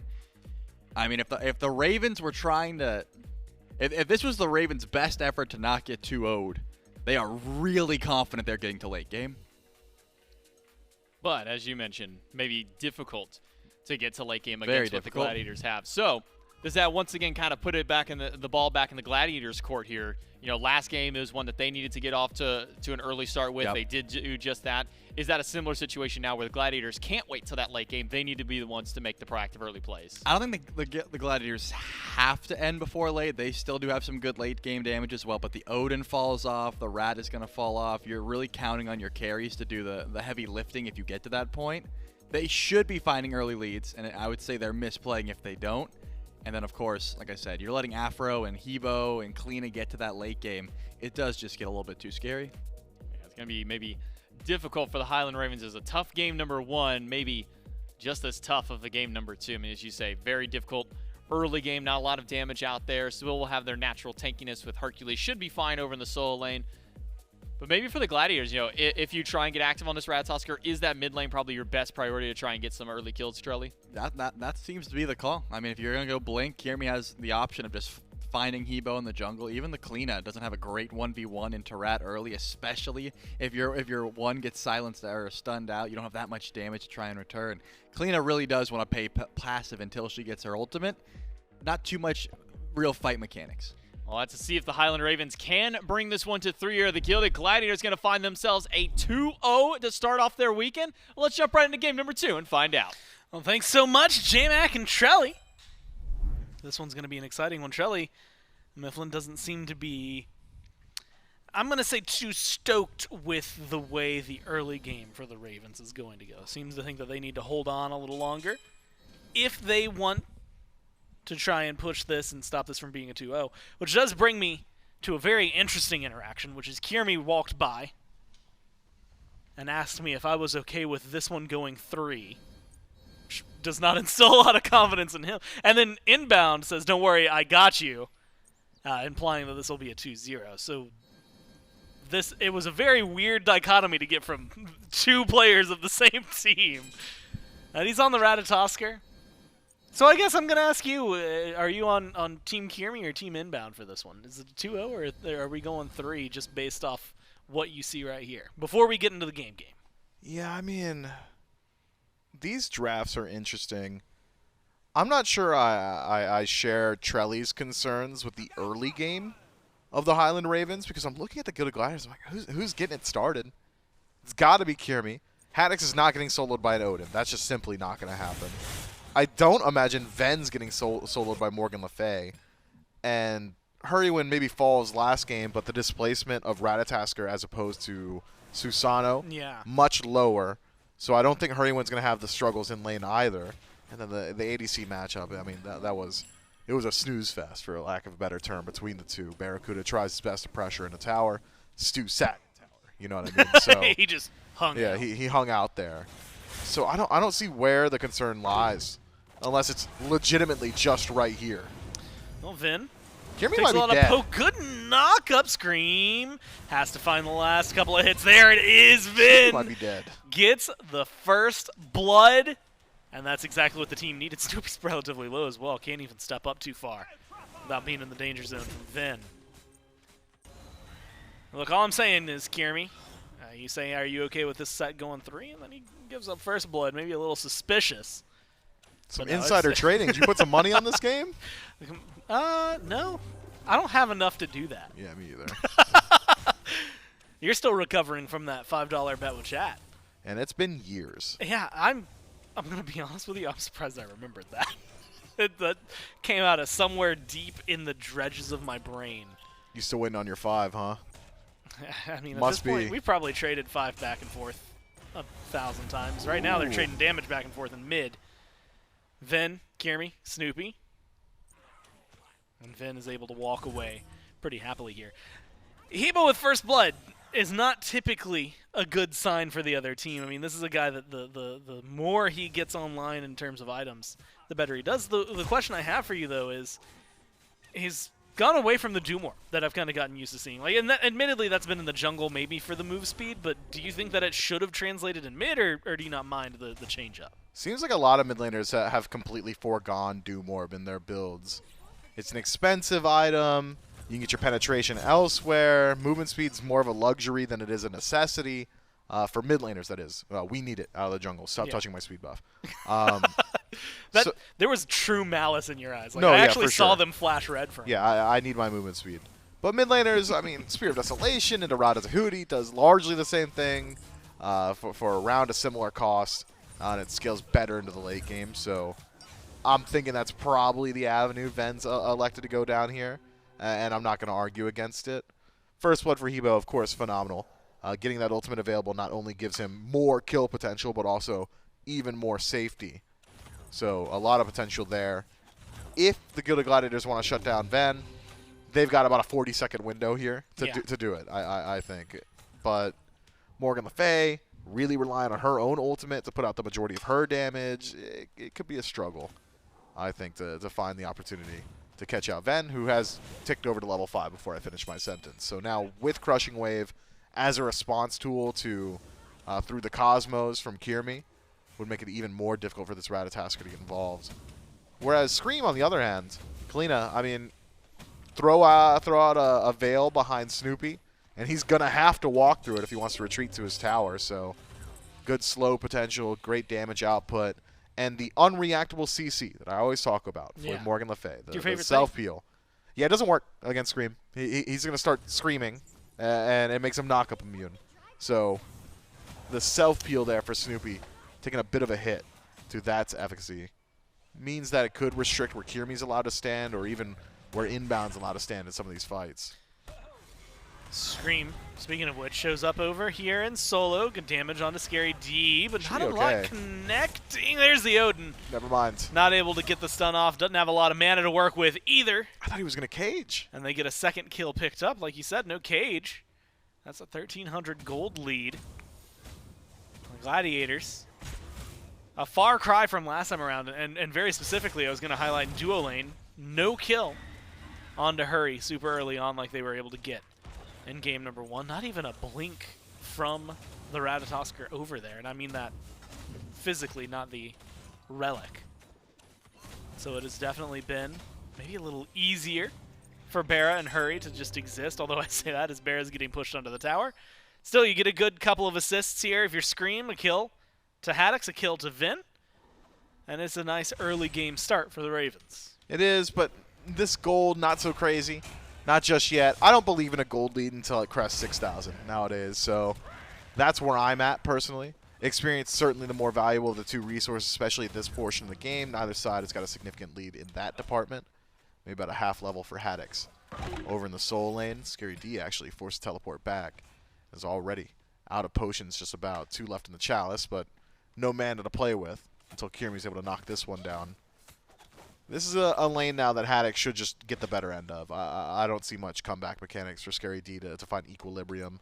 Hercules just going to match sustain and win out on the poke war as far as I'm concerned. So any sort of bailout from Kyrmi could go a long way.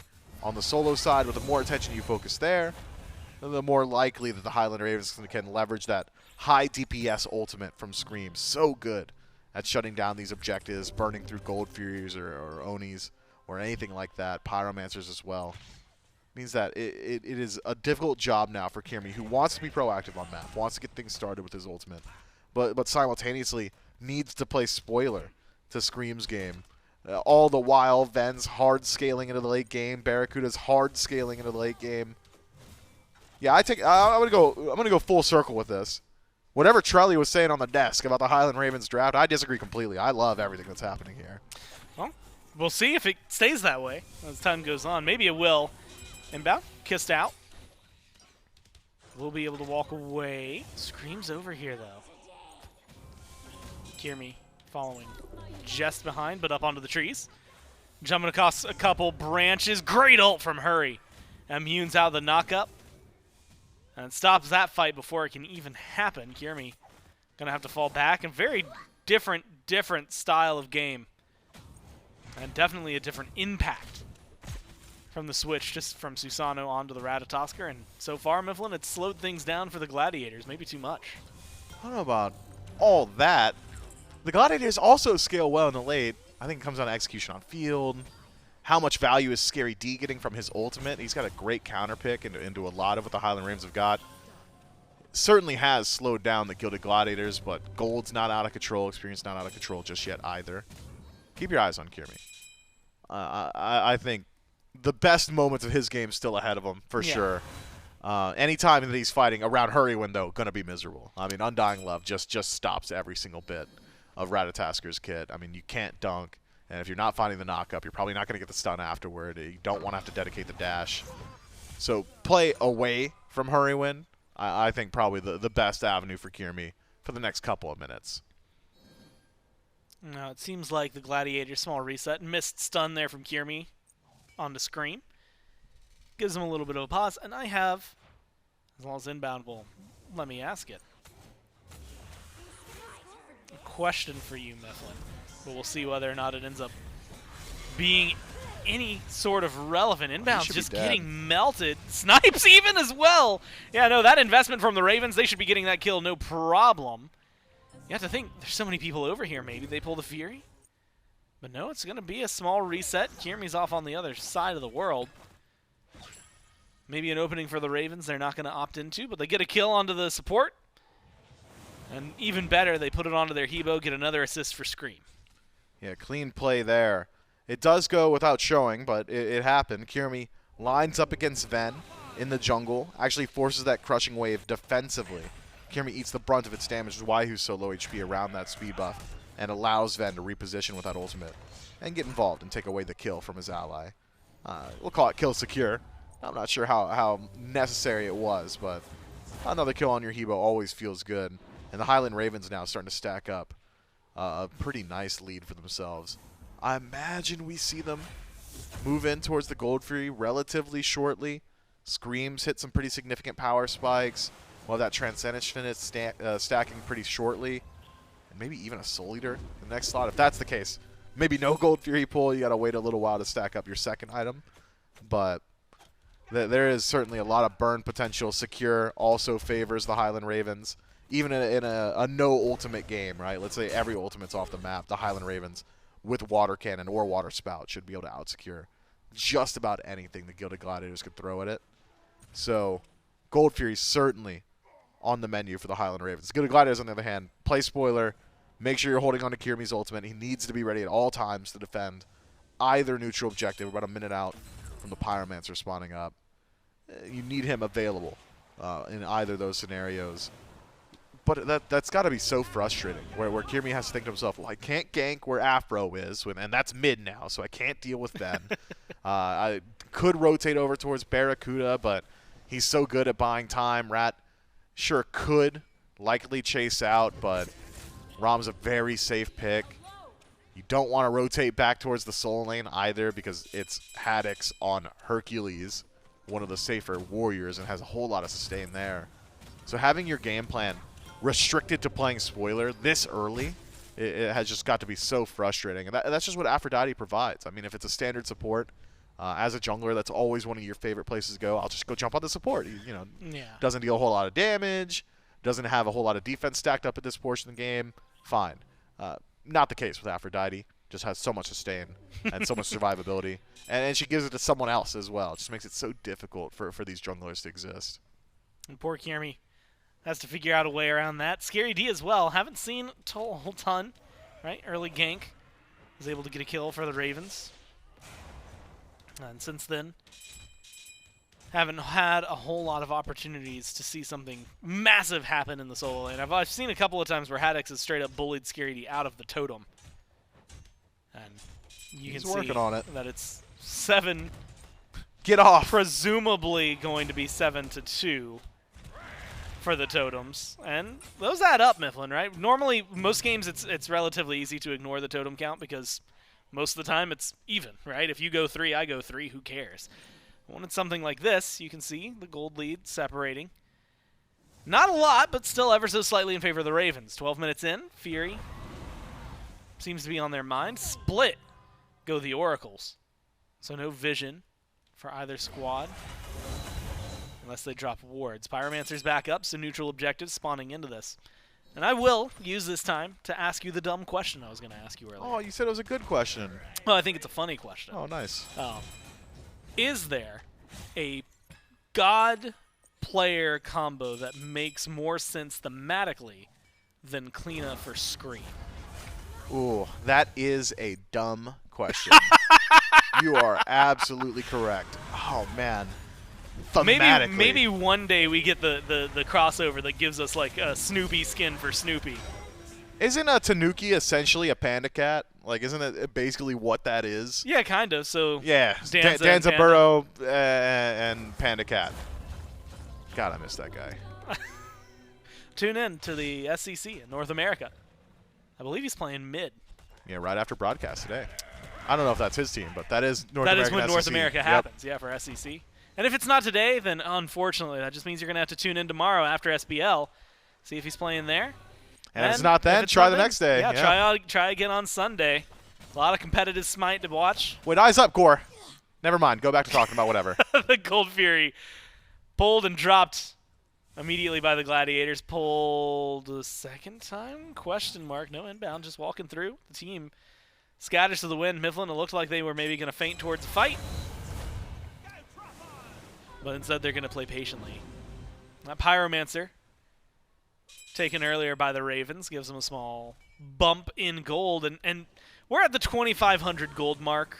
Definitely starting to see the team push their limit. But 13 minutes in, we were actually talking about this in Game 1. This isn't as much overall for the Ravens. But I want to do a check-in with you and look at the items, look at where these teams are, and see if the power spikes we're seeing, specifically that Ratatoskr I see for Ven, is that enough over what Snoopy has amassed that the Ravens can start getting a little more proactive? Ven certainly does much more than Snoopy right now. I mean, that's the simple truth of it. It's not just that he's got a tier 2 over the blank third slot of Snoopy, but it's also the Ratatoskr being his second item is just so important. So ability to secure kills, I think, significantly higher from Ven's build and God selection. I mean, Hebo's just the magical assassin for a reason. So ability to play around objectives, I think, very high. The willingness to use your HP as a resource to poke out, I think also very high here for Ven, thanks to the sustain built around him. So ability to play around him, yeah, I'd say so. The Highland Ravens could start to look towards this Gold Fury. That's not to say that they could just pull it with wild abandon. It is likely the Gilded Gladiators, just by showing face, will be able to spook them off of it once more. But looking at where Scary D is standing and how far away Snoopy is, I don't think that's happening. Ravens pull the Fury, grab the Fury, no problem. Kyrmi knocked up, forced to dash away in order to stay alive. Gladiators, no chance to really get into that fight thanks to the zoning from Haddix. So the Ravens, despite the fact that they aren't finding a lot of kills, 3 still to 0 for the leaderboard, push their gold lead a little further. The objective control now staggered a little bit out so they can focus on the Pyromancer when it respawns. And map control, Mifflin, even going in their favor. Only 1 tower's fallen this entire time.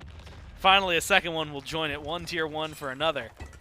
Gladiators lose 1 in mid. Ravens just now lose their tier 1 in left in the long lane. And a small reset for the Gladiators to try and get another crack at this team fight and potentially prep for the Pyromancer. Yeah, Pyromancer will be back up soon. Is there anywhere they would fight beforehand? I mean, with the tower on left already taken, yeah. I mean, reason would be a free pick on Hurriwind feels real good, but how free could it be? Well, Polymorph is there, and they're going to find it. Stuns good, chase down good. How does that happen? BaRRaCCuDDa literally disengaged right next to Hurry. Hurry was DPSing the neutral camp with his ADC, saw his ADC's DPS stop completely, and he was, I'll just do it myself, I guess. I mean, must have been a miscommunication. Maybe Hurry just called his bluff. Barra, stop being scared. We can do it ourselves. Simply not the case. Pyromancer has spawned up in the Highland Ravens.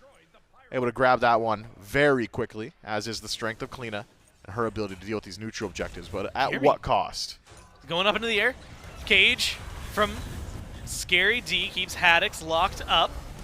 They get a lot of damage onto it, but Kyrmi eats just as much in return and has to retreat. Haddix carefully fighting back into the Sunder, even use. They're chasing down Scary the Boulder. Good bounce. Gets a lot done. Good bounce.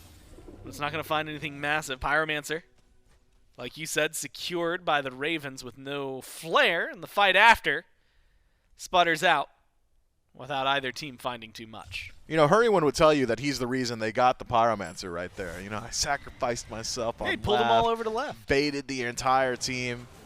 And you know what? He might just be right. He might just be right, because that was a very fast and good pull from the Highland Ravens to grab the neutral objective. Runic Bomb now in the pocket of Haddix, which should make it a bit easier to knock down towers. A tower trade, actually. BaRRaCCuDDa on the right side of the map. Haddix makes his way all the way over to the left. That is interesting. I mean, he has to work through the bastions first, but with that Runic Bomb, he does pose a real threat to this tower. Vince half health, has to play maybe a little more carefully. Levels haven't really got out of hand. Normally we're looking at the gold lead a lot. We haven't looked at the experience too much this game. And it is mostly even, right? A small lead for Snoopy, small lead for Hurry. Matched by, guess what? A small lead for Haddix and a small lead for Stuart. So nothing too crazy going on in the experience department. Damage-wise, that's got to feel good for Scream. Didn't do anything. Got to feel good, though. Yeah, it's one of those abilities that's a mental boost more than it is a team boost. Keeps him playing aggressive. Fire Giant. This can't be real. No way. Actually started by the Gladiators. This can't be real. Trying to bait somebody in inbound. Should have vision on this. Fire Giant only taken down to about 2/3 of its HP bar. Up to the sky goes Kyrmi. There's the cage drop. Immediately knock up onto Vin. They've got to find a little more, though. The damage just isn't there. Snipes instead from BaRRa. Just a little shy from killing Stuart, but they force him out of the fight, and now the resurgence from the Ravens. They either get the fight or they get the fire. The Gladiators jump back, reset. The Ravens, this time around, get to start the FG. FG going about as quick as it was previously when the Gilded Gladiators are pulled it. This time, though, it's the Highland Ravens with defensive positioning, and Stu just now starting to leave the base. Resustain's good. And in a secure battle on a coin toss, it's Ravens. Kyrmi chasing him down. There's the dunk from Scary D. Gets a kill for the Gladiators, but they trade out Kyrmi in the process. Hurry is low. Scary trying to lead the way with inbound Snoopy. Finally going to be joined by Stuart, the backline. Reunited for the Gladiators.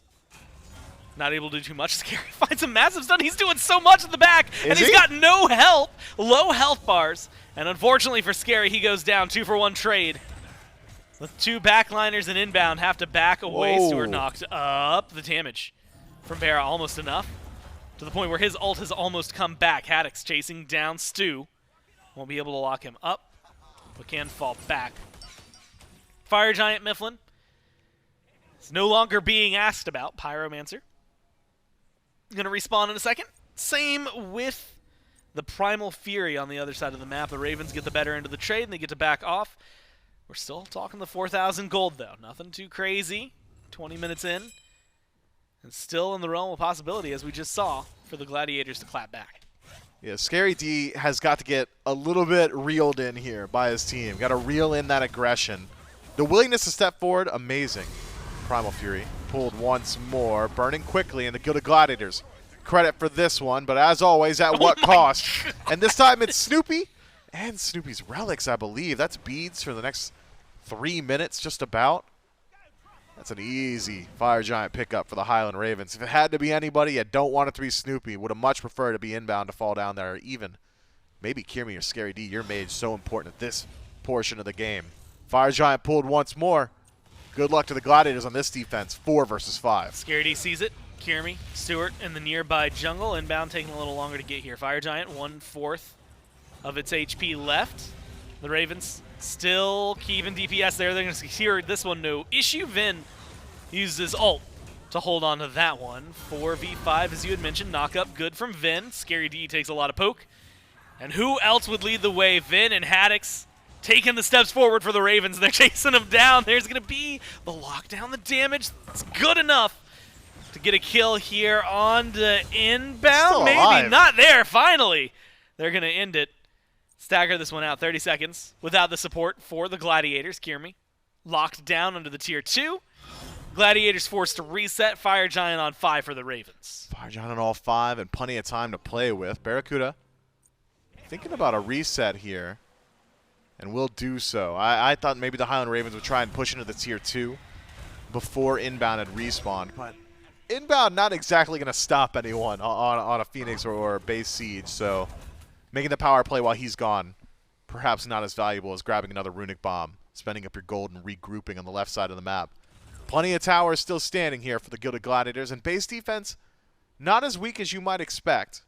As always, when the game simplifies to this state, it does become a true 4v4 or a 5-on-5, and you're going to suffer a bit from having a non-standard support, non-standard initiators here from the Gilded Gladiators. If Scary D's cage doesn't find value, that's about it for the team fight for the Gilded Gladiators. Inbound, he'll resustain people, he'll throw out slows with his damage output, his CC just about non-existent. We've seen Kyrmi effectively handled now by Hurriwind. I mean, even on the last couple of dunks from Kyrmi, it's, I dunked in, I hit Ven, I darted away because if he crushing waved me, I'll die. You know, there's not enough threat follow-up from the rest of the Gladiators, even in situations where Kyrmi's finding these priority targets. So I just got to imagine this siege goes well for the Highland Ravens, who've got it so simple. A pull from Haddix, wave control from Scream or Ven or even BaRRaCCuDDa, or even single target initiation. Having that, just the stun from Aphrodite is so valuable. And it's so often the conversation is, well, Aphrodite doesn't have CC compared to standard supports. Yeah. Compared to Hell, Aphrodite's got a lot of CC. So it is much easier here for the Ravens. They're stepping up to the tier 2 on the left. Kyrmi and Scream hanging just outside in the jungle. The Scream's in the wall. Might be looking for a little bit more, Ravens. Not getting as much damage down as they would like. Haddix locked away. The damage isn't going to be there. The Phantom Shell is too good, scary. Oh, you mentioned it earlier. Maybe he needs someone to reel him in. This time, though, he gets sent back to the base the hard way. Now this tower, it's a lot easier to step up. Start DPSing it. BaRRa's going to deal a majority of the damage. Knock that one down. Fire Giant power play disappears in 10 seconds. The Ravens going to take the gold, reset, get ready for the next FG. The chain CC combo from the Highland Ravens is super hard to deal with. Here's a little lesson on the mechanics of SMITE. There's a mechanic called diminishing returns. Every bit of CC applied to a single target starts to stack up some invisible diminishing return stacks. I believe they're actually visible in game now. And as those are built up, the CC that affects you lasts for less and less time. So the 5th stun, even if they're all 1 second in your tooltip, the 5th one is not also 1 second. And that applies for every version of CC, every form of CC, except for one, Gore. And that's knockups. So if you got a pull from Haddix into a punch, into a stun from Hurry, into a knockup from Ven, that knockup, that last bit of CC, still finds its entire value. And that's exactly what happens to SCaryD, who essentially was pushed by Haddix and not allowed to play the game again until he respawned later. So that CC combo, although single target, for the most part across the board here for the Highland Ravens, the single target they do connect with, I mean, they stay CC'd. He's gone for the Spirit Rope because he wants some CC reduction, right? He wants to live. Or be tankier while CC'd. At some point, yeah, you have to deal with what's being thrown your way. Gladiators, all around the map, 9,000 gold. Just a little shy of that, actually, for the Ravens in the lead. So the Gladiators have to figure out how they want to fight into this. 25-46, Fire Giant started up. Burn is there. The Chaos team isn't going to answer this one at all. Let that go to the wayside. Ravens find it on all 5. And now Mifflin is just a question about defenses. And honestly, at this point, it's getting a lot more serious. Kyrmi split pushes a tier 1. Looks like the team might need to line up. Defense on the Phoenix is what's going to be coming up. Yeah, Kyrmi needs to get back to base sooner rather than later. Has the added benefit of the second he makes it back, he is within the realm of influence of his team. That ultimate just essentially controls the entirety of the Titan room. Does a good job pushing up those mid waves, so it is a true 5-on-5. SCaryD channels Gungnir's might for the knock-up immunity. Haddix comes up empty, fishing this time around. And even if he does connect with SCaryD, Inbound nearby has access to the cleanse. Could prevent follow-up CC in opportunities like that. So trying to grab Inbound or Snoopy, perhaps a bit more valuable. Sunder's good. Damage from a range. That's a TKO. The boulder finds so much against Snoopy. There's the cage drop, jump back from SCaryD. Trying to stay alive. BaRRa just hangs out in the cage, doesn't even care. Gets damage onto the Phoenix. Takes down the right bird, Kyrmi. Starts to run off into the left side jungle, but Mifflin, it's a small and slow reset. 8 kills to 2. And the choke out from the Ravens. Starting maybe in earnest this time around. Fire minions on right. Just a small benefit. Pyromancer, though, gives them that extra boost. They still have about 1:20 to play with on the power play. Yeah, but it takes like 25 seconds to walk from your fountain to the enemy Phoenix. Or just about, so good luck regrouping and having enough time on this Fire Giant power play to make something substantial happen. I think best case scenario, we're going to see the Highland Ravens group up, push out maybe mid and left, just to keep those minion waves as close to the Gilded Gladiators side of the map as possible. And then they're going to reset to the Fire Giant once they've controlled where the Gilded Gladiators are allowed to stand. The threat of, hey, you need to be at this Phoenix, or we're going to siege it enough to control the positioning of the Gilded Gladiators, stop them from establishing defensive wards around the Fire Giant. As you can see, all forced back to base once they realize how many members of the Highland Ravens are here. Maybe we see one attempted siege, but there's just not a lot of time on this buff. They're stepping in anyway. 30 seconds, as you mentioned, on the power play. Scream has to play carefully. Gets into the wall. Is able to step back. Haddix rejoins his team on left. That Phoenix, so close to dead. 15 about seconds. A third of its health. They're stepping forward. Like you said, 15 seconds of the power play, double push. Good. That's from Haddix. massive. But the Whoa, damage whoa! is huge from Stuart. They open up so much. And now the jump forward look at Kyrmi. He's going to come crashing down. Crushing Wave does so much, but they do find some retaliation. Vin, maybe single-handedly, saves this from being disastrous. Forces ScRyD to fall back. That's going to slow the Gladiators down, but a great set of kills onto the back line. They force 3 relics in the process, and Mifflin just in time to get set up for a Fire Giant. I think that was a 5-man wild hunt from Stu. First off, forces out all of the beads, which are essentially in sync from the Highland Ravens.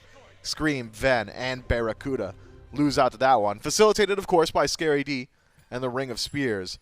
Afterward, though, that ultimate from Ven, perfect. And he had just had a little bit more power. Had Fire Giant still been on him, ScRyD's dead. Oh, I mean, yeah, for sure. He lived sub 100 HP. He lit up into gray. Yeah, I mean, he was The game was literally in the certain. grayscale. So wild that ScRyD survives by the thinnest of margins, just seconds separating him from death and life there.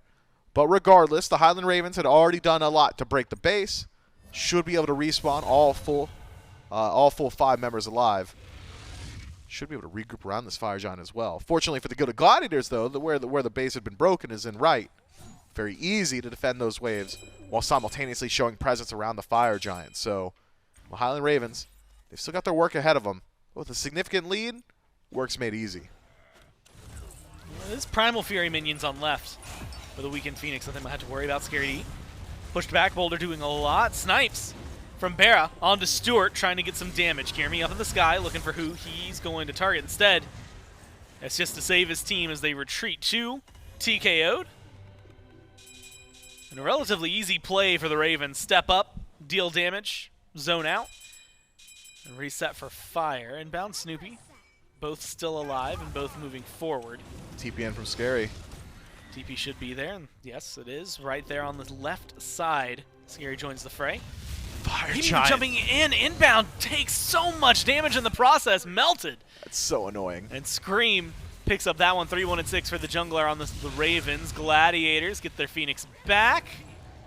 They lose an EFG, though. Left side Phoenix taking a lot of damage from that Oni minion wave. It might not fall down with the EFG and the Phoenixes as low as they are. It seems like a Ravens field day is what we're in store for. ScRyD considers a reset, but realizes he's not allowed if he wants to keep this bird alive. Half HP, as healthy as he's going to be. And it's the Highland Ravens who have broken the base now once more. Right side taken. Left side should be an easy target there. Already weakened by the enhanced minion waves, but why go do easy work when you can do good work? And mid, with a numbers advantage, looks pretty good. Especially the damage. I mean, again, Vin just does too much. BaRRa does too much. And the Gladiators just can't withstand this. One No more. way does the snipe connect. Yes, it does. BaRRa gets the double from the back. A great ultimate. And now you've got a minute without 2 members on the Gladiators. 2 Phoenixes down. Ravens, they can opt. Third bird on the left, or the Titan right in front of them.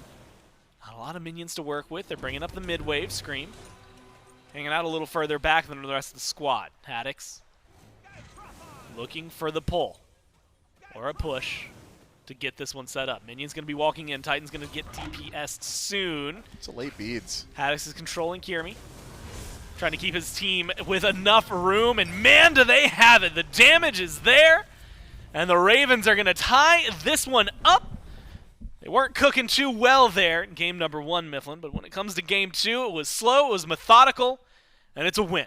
A clean dub for either side so far this set. Neither one of them been able to find footholds from behind. So it seems like the early game, very important between these two teams. The Highland Ravens in game 1, cleanly swept.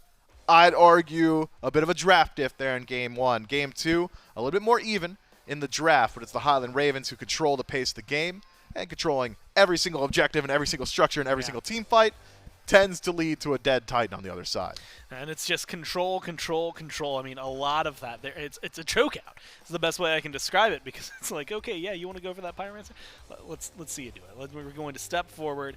It's going to be gold. It's going to be objectives. It's going to be everything that you would want in favor of the Ravens.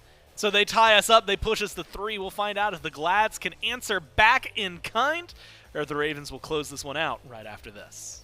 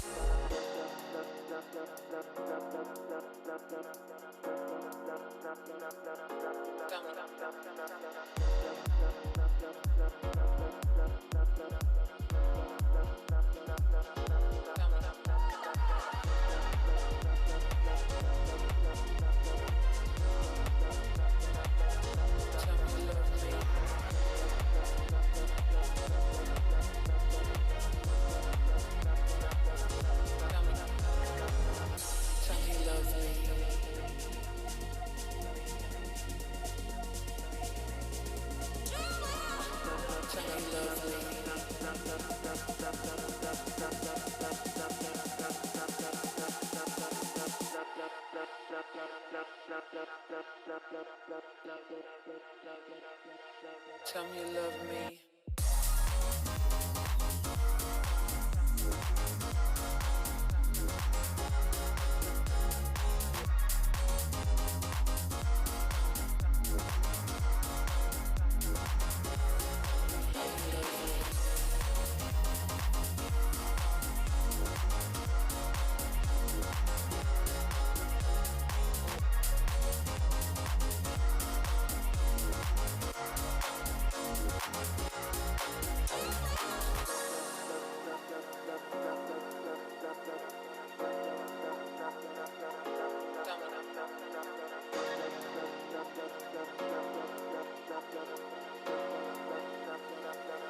Tell me you love me.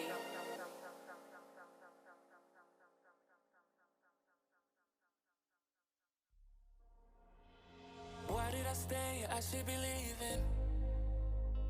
Hear what I say without even speaking. My compass is off. Why did I choose you? I'm just too lost. I need to cut loose. I keep it in my head. I keep it locked away. My friends think that this is over. Guess it's the price I pay. Played with the enemy. Now I got you on my shoulders. Let go and let me love. Let me let go and let me love. Let me let go and let me love. Let me let go and let me love again. Let go and let me love. Let me let go and let me love. Let me let go and let me love again. Let me love again. Let go and let me love. Let me let go and let me love. Let me love again. Let go and let me love. Let me let go and let me love. Let me love again. Wanna let go, I wanna lose you. Fall out of love as you're supposed to. This was a phase that I was a mistake. But I can't move on with something in these days. Let go and let me love. Let me let go and let me love. Let me let go and let me love. Let me let go and let me love again. Let go and let me love. Let me let go and let me love. Let me let go and let me love again. Let me love again. Let go and let me love. Let me let go and let me love. Let me love again. Let go and let me love. Let go and let me love again. Let go and let me love. Let me let go and let me love. Let me love again. Let go and let me love. Let me let go and let me love. Let me love again.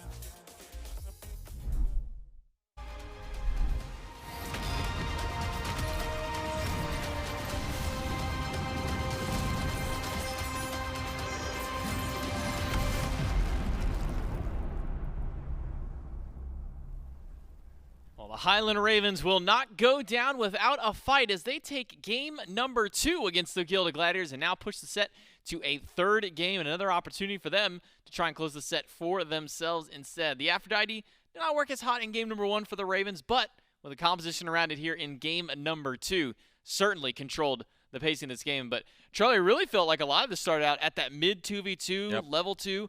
Expectations were going more towards the Morrigan and the Ratatoskr. But sometimes expectation is not always reality. It was first blood going over to the Highland Ravens, and from that point on, it was full control. Yep, Kyrmi, unfortunately, I think got a little overzealous, realized, hey, I could probably just 100-0 this Hebo if I can get to him, but gets him very low.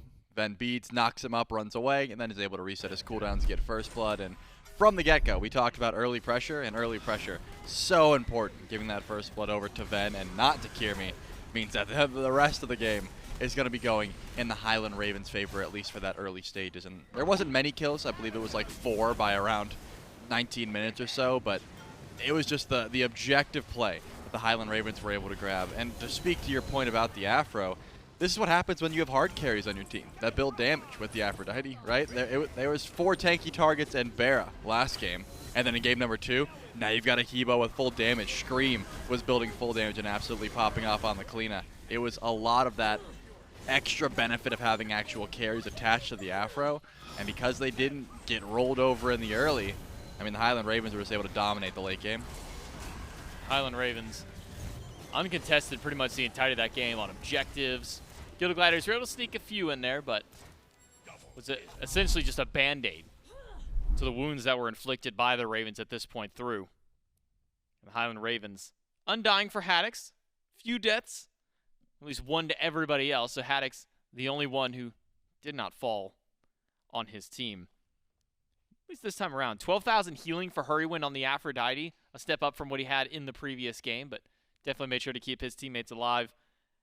Venenu, 27,000 on the Hebo. I mean, even going back to the Phoenix Siege that they had. Not the one that ended up winning the game in mid, but the one over on left. The Ravens didn't necessarily win out on that team fight. It was a good Odin cage by ScaryD. Great follow-up by Stuart to try and push them back through.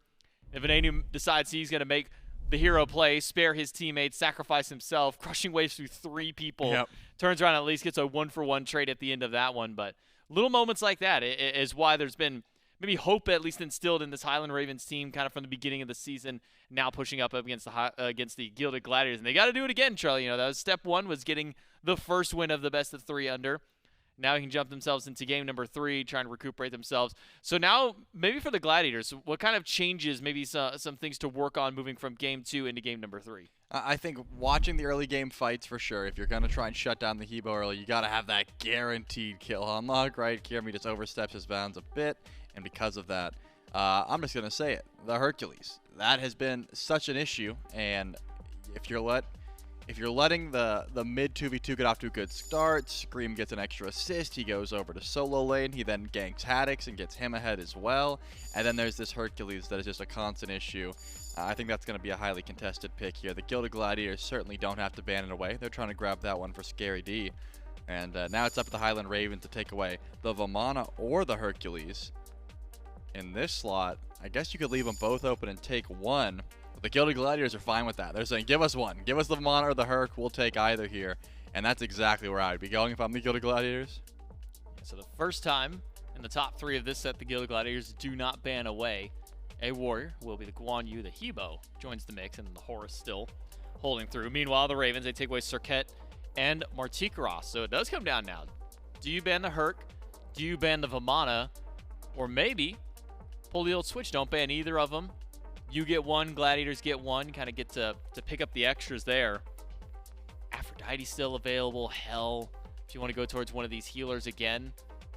Maybe for the Highland Ravens, you leave one of those up. Could bait the Gladiators into picking one, then you maybe get that one in return. Yamoja as well. Didn't even think about that for a moment, that Hurriwind could grab. So much on the table, Trelly. The Highland Ravens are really thinking about this last ban. I still think Vamana is the strongest available. So if the Highland Ravens are going to give up the Vamana to grab Herc Yamoja, that is certainly strong. I think the Gilded Gladiators would take that trade just because they value that Vamana pick so much. And it looks like that's what they're going for. I'm thinking Vamana from the Glads and then instant Herc Yamoja from the Ravens. But they also might go Herc Aphrodite if they just value that pick so much more. It seems Hurriwind has been leaning towards the Afro. And in this case, the Yamoja doesn't get too much value against the Vamana ult. So now that I think about it, probably leaning more towards the Herc and the Aphrodite. So it is Vamana for the Gladiators. We'll see if the Ravens do follow. At least maybe your advice, Trelly. They're going for the Afro and the Hercules. Do we see the Yamoja make its way through on any of these ones? To be determined. Hercules, though, does get picked for the Ravens. So that's the first of 2. If history's any indication, based off of Game 1 and Game 2, this one should be the Aphrodite. And it will be. You're a clairvoyant here, Trelly. Should I keep going? Yeah. What do we get now with this Vamana? I mean, it's got to be... You got to take the Rama away. And what mage do you want here? Do you want a mage? No, I can't keep going. That's what I'd be thinking. At this point, these are the obvious 3. I don't think that one is too, mind-blowing, considering that the Highland Ravens really did want the Hercules, and they knew the Gilded Gladiators just really prioritize that Vamana. All right, that's as far as I go. All right, you got the Rama. Surely they're not about to pick Merlin here, right? Oh, thank God. You were close. Thank goodness, I was going to say. If you would have got Merlin too, dude, man, I would have put my headset down because I'm not needed here. You got the whole draft down, but no Merlin. But it will be the Rom you called for earlier, and then the Baba Yaga now for the Gilded Gladiators. So, coming into this phase, coming into this week, and this game, or in this set specifically, it was 0 games played, Baba Yaga for Snoopy. Played in game number 1, had a 5.5 KDA, won that game. Now going to see if he can run it back in game number 3. Highland Ravens hovering the Anubis. And if I know Scream, and if we I do. know this team, Yeah. this Anubis could very well just be going to the jungle instead of to Venenu. No, sure. If the Anubis gets locked in, it's going to Scream. I don't think it will though, because think about game number 1. Coward. Yeah, it's got to be switching it up. The Zeus also has a bad matchup into the Vamana until you get ahead, and that was the big difference maker. The Anubis, you have to get ahead, and if you do, you dominate Vamana, you dominate Baba Yaga. When she goes into home sweet home, you just have a massive target to kill. Same with Vamana, but from behind, you get just rolled. And Zeus is the same way. He's got that damage that can just delete Vamana if he tries to dive him, assuming that it, is a jungle Vamana going to Kyrmi. Again, this still could go to SCaryD, and honestly, I was thinking it was going to be solo, so we'll have to see how the rest of the bans come through.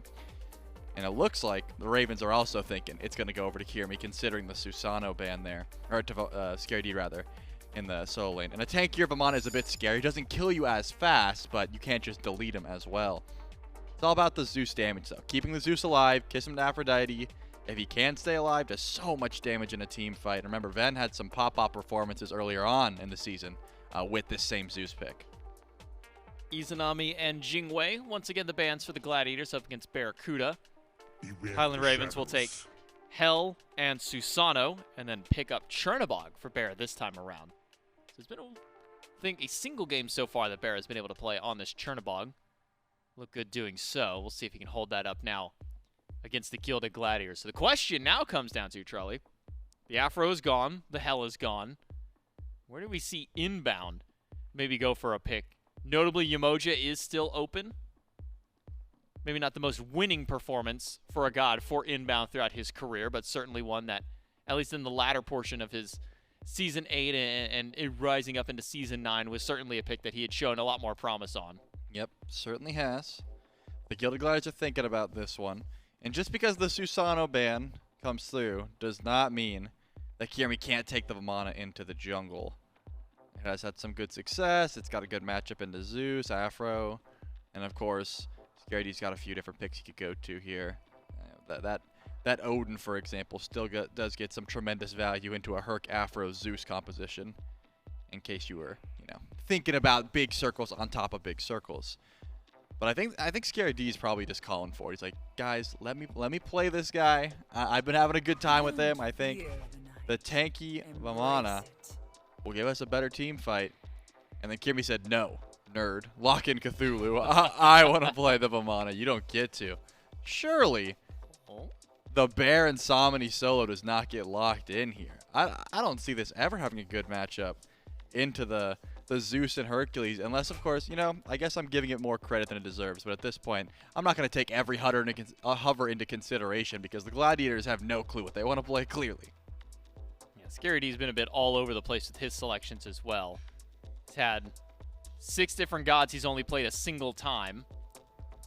And then a few gods that he's gone back to multiple if possible. Odin, Vamana, Hercules being those.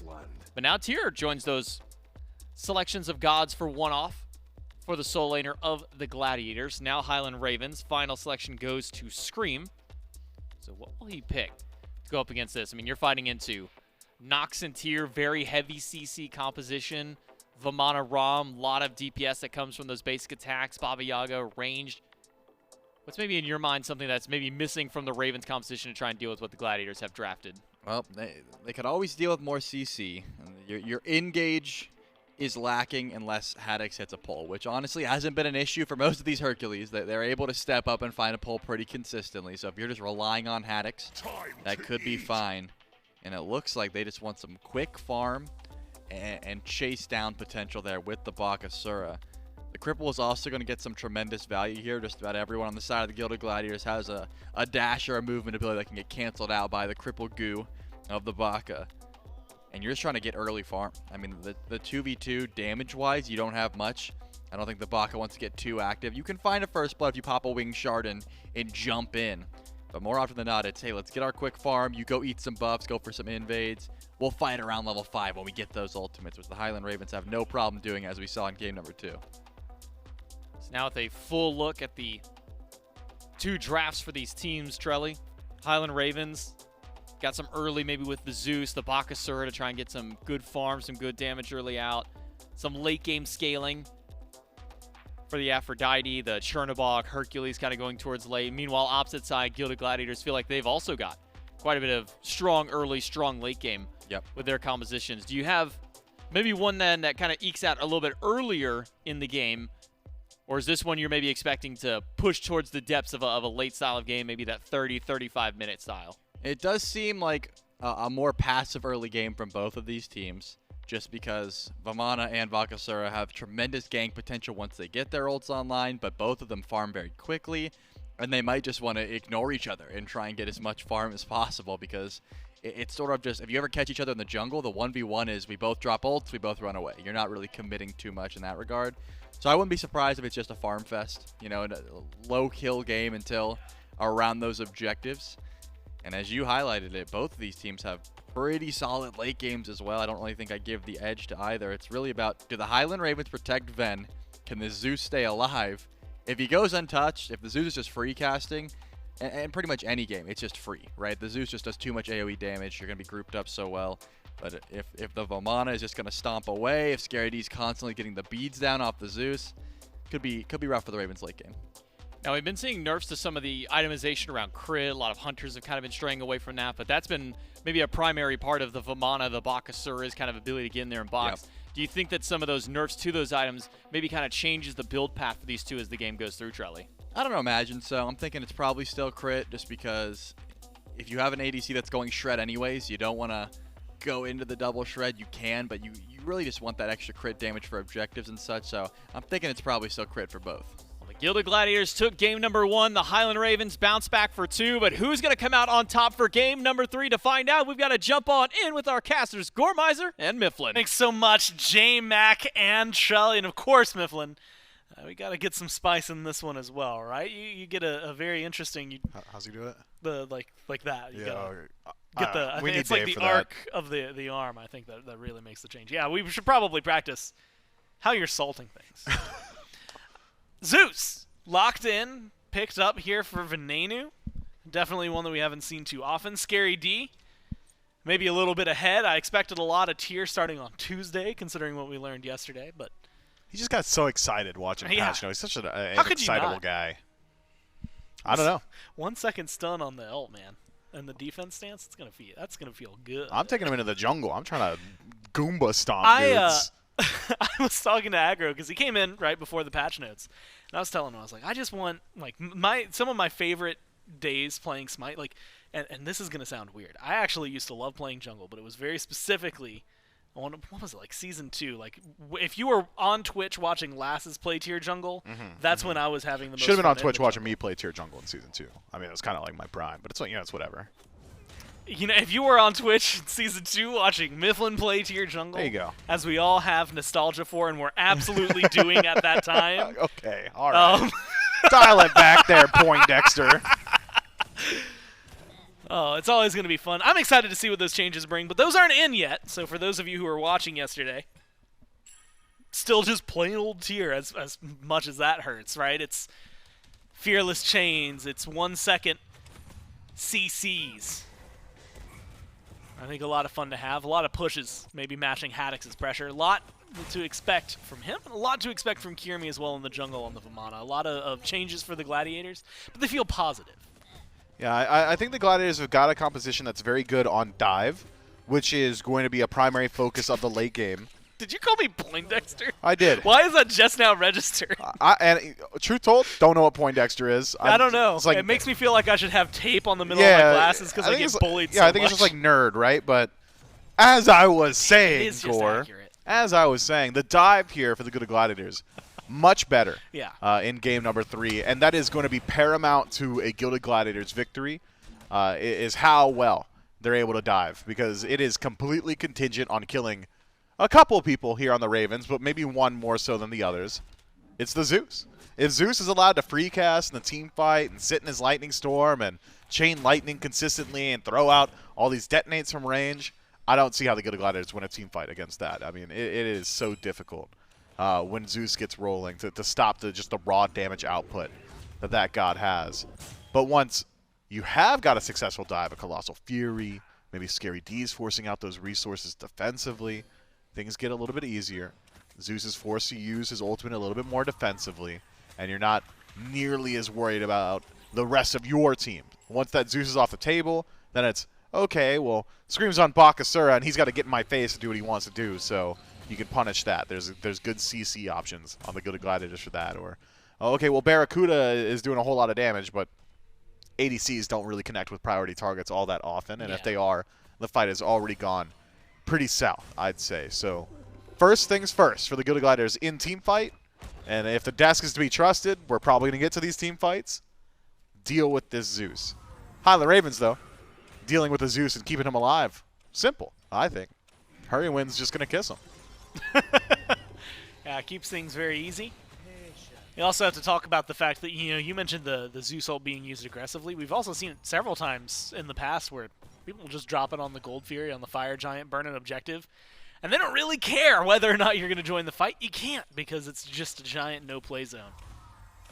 Options, options, options for Venenu. And with the Bakasura beside him, it creates an interesting dynamic for the Ravens. Vamana on the other side, starting fights, like you said, maybe one who needs to bully a lot. The knockup has just been so solid in a lot of instances. Is he someone who, in this game, I mean, can he really get active super early on? I mean, we're already starting to hit the like transition from early to mid. Neither of these teams have really been looking for some crazy aggression. Haven't seen any of the jungle. Is that more or less what you expected when you saw these two gods?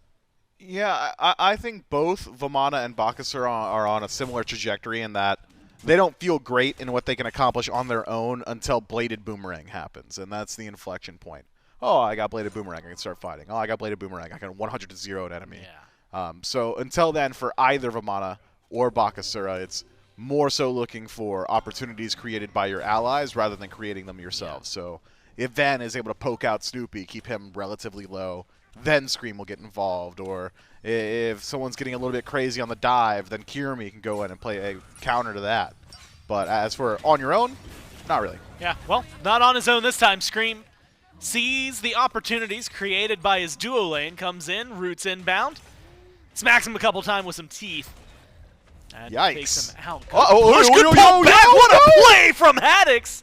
And if you're going to get first blood on the left, you want something for your team on right. Unfortunately for the Gladiators, it all comes crumbling down. What a great Hercules play to just showcase the strengths they have, Snoopy. Home sweet home, trying to get something cooking in mid. No way. I don't know if it's going to work, Vin. He's so low, you have to have something. But no, it's not going to work. He gets the detonate. You have some help from BaRRa, and that's all you need. 3 kills in 3 lanes, all for the Ravens. Oh, and Shadow Lock damage is delayed, so Ven makes it back to base regardless. Miserable start here for the Gilded Gladiators. Haddix turning around the 2v1. Ridiculous. The punch and a pull reverse combo, delivering him into the tower. Picturesque. Stuart and Inbowned getting baited into a 1v2 that was always a 2v2 with Bakasura just hanging out nearby.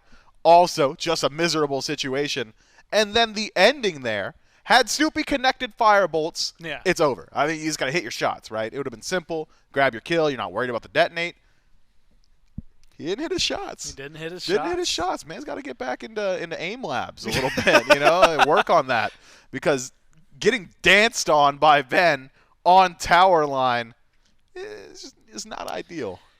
BaRRa as well. Good ult to just come in, create a little bit of separation for him. Well played. Put some damage out, too. And not only that, I saw the pause at the end of it. We've been talking a lot about early gold leads, things like that. It's been about 2,000 gold now, separating them after those 3 kills. And, man, I don't know which one won me over more. Nah, that's not true. It was this one, right? Yeah, it was this one. Beautiful push into a beautiful pull.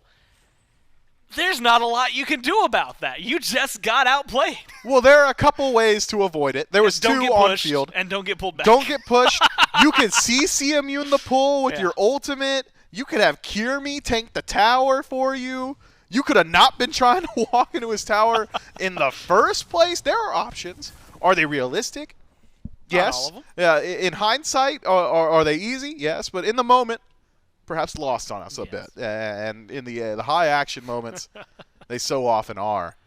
The Gilded Gladiators got to find their bounce back and find it soon, because this is a composition from the Highland Ravens that, with a lead, I mean, how do you fight into it? All the damage, all the space control, the objective secure, as well as objective burn. I mean, they've got so much going for them here. The Gilded Gladiators cannot allow this to slip too much out of control. I know the narrative in the last couple of sets has been 2,000, 3,000 gold. You know, it's not a big deal. Not in the early game. Not 6 minutes in. Experience, certainly more important, right? Experience already starting to go in favor of the Highland Ravens as well. Gold stacking up so quickly that I can't overlook it. And the next objective, the next round of neutral objectives, should they go to the Highland Ravens, I mean, it just pushes this gold lead a bit out of the comfort zone, I'd say. Sometimes you can hold on, coast, right? Granted, he plays for a different team, but that's not what we're getting at. It's up to Scream right now, hanging out in the left side jungle. Maybe in a 1v1 between him and Kyrmi. Could things go well? Maybe not. Damage about equal between the two. Kyrmi wins this fight. You had asked for bladed boomerangs. Neither of these have been able to pick up. The junglers fall back. Yaga with a small rotation. Zeus maybe meeting in the jungle. One charge out. The detonate gets some splash damage onto there, but nothing too crazy. Kyrmi still hanging in the left side jungle, looking now to the duo lane. Gonna go in, has some good knockups with his team, and then the ultimate chase down onto Hurriwind. The ult's already been used by the Aphrodite. There's not much you can do about this. Shots from the Rom ring true, and Stuart gets the kill and bounce low though. Scream right here. Send the minions in the tower.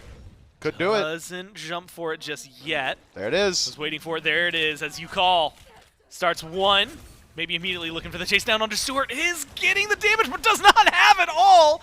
Gets the double kill. Needs a little assistance from his team. How's Snoop does doing? End up trading his life. Snoop. Snoop, you can't stand here. Snoop, you got to walk into your tower. Yep. Okay. He tried. All right. It just doesn't work out for him there. Right.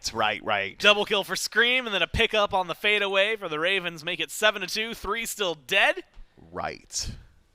You feel pretty good about those rotations now. You do. I mean, first off, sick play from Scream. Ult into the tower so the minions tank it for you.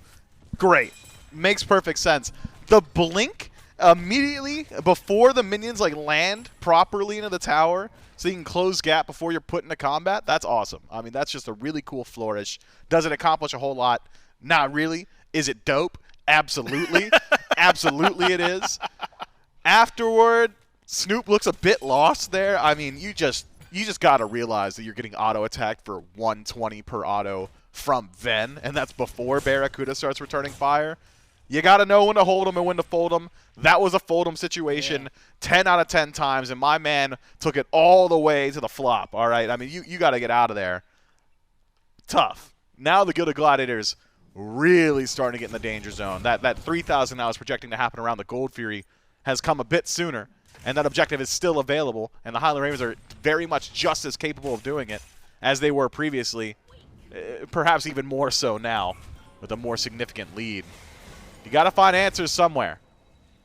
Maybe forcing an ultimate zealously out of Ven. That's one way to prevent the objective from going down. But having a TKO now on 2 members, Snoopy and Kyrmi, on the way back to base, everybody at full HP there for the Highland Ravens. I'm thinking Gold Fury just might be on the menu. Well, another brief pause as the Ravens and the Gladiators push their way through Game 3, although it might be more of the Ravens doing the pushing right now. The Gladiators just trying their best to dig their heels in, push back. It has been some really interesting plays so far. And Mifflin, the Ravens are the ones not only coming out on top of them, but it hasn't even translated. Like, we haven't seen the big neutral objectives from these just yet, which comes in a small duality. It means that technically the Gladiators aren't so far behind that it's over, but also the Ravens have been so consistent that where do they fight back? And I guess that's the question I'll levy for you is where do the Gladiators start to push back against the Ravens that have been dominating so far? Could be around that first neutral objective, right? Wait for the Highland Ravens to pull it. In trying to push yourselves further ahead, it does leave your throat exposed a bit. Could be a counterpunch situation there for the Gilded Gladiators. Otherwise, you could play counter to Scream's ganks. I'm just looking at the map, trying to figure out where you're going to play proactively here for the Gilded Gladiators is tough because Snoopy is 2 levels down. Your support is behind. Your jungler is behind. Your solo laner is close to parity, and Stu's close as well, but you just don't have a whole lot of resources to play with. Here's your opportunity. Got one chance. First neutral objective, they take it as well. They actually go in and get it done. The Gladiators now just have to get away. They just have to survive. BaRRa ults forward, wants something to show for this. Oh, but they're not able to close out the kill. Stu gets to fall back. Scary DE. And a precocious spot. Might actually even go for something massive here. Haddix not going to get the pull. And the Gladiators, within moments of talking about it, step up to the neutral objective, and they fight the Ravens and come out on top. Armored Umbrella has got to be the stealingest ability right now. It just feels like Vamana 2 has taken everything, regardless of who's playing it, what set it is. I'm thinking about a couple of Fire Giant steals. I'm thinking about this Gold Fury steal now as well. Kyrmi making it happen for his team. The Highland Ravens, though, have done a lot up until this point to put themselves in the lead, so could potentially try once more around the Pyromancer. But you gotta think, right? I mean, you just saw the Gold Fury get taken away. Probably takes the wind out of your sails a bit. Just reset to neutral, go back to what was working for you. Perhaps on the mind of the Highland Ravens, but stronger minds will prevail. Nothing ventured, nothing gained. Pyromancer pulled once more and burning quickly. It's just inbound nearby. And the Ravens will secure this one for themselves, putting the bomb in the pocket of Hurriwind. I imagine we see structures next. Knock down the dual lane tier 1 tower. Certainly easy. Just got to get into the tower range essentially to do it. The bomb will do the rest of the work. Or even pressuring through mid. Snoopy has been struggling in this matchup, given the Gold Fury and a little bit of time to farm up on map. Has caught up a good deal. Remember, it was a 2-level deficit just a moment ago. Now 12 between both the mid laners, Ven and Snoopy. But knocking down his tower and forcing Snoopy into a more precarious situation if he wants to farm neutrally could be an avenue forward for the Highland Ravens. Definitely some wiggle room. The Gladiators have to play carefully around this hard. Zeus. That is the thing I am learning right now. That Ratatoskr working wonders. 006 for BaRRa in terms of the KDA. 3-0 and 1, 3-1 and 2. Then Screammmmm, respectively. Screammmmm, in fact, maybe even looking for a little more. Inbound, just around the wall. He surely just like, what is he looking to accomplish here? He surely just goes back to base. Maybe he's trying to stop the dive, but he would just be the dive target if he gets spotted.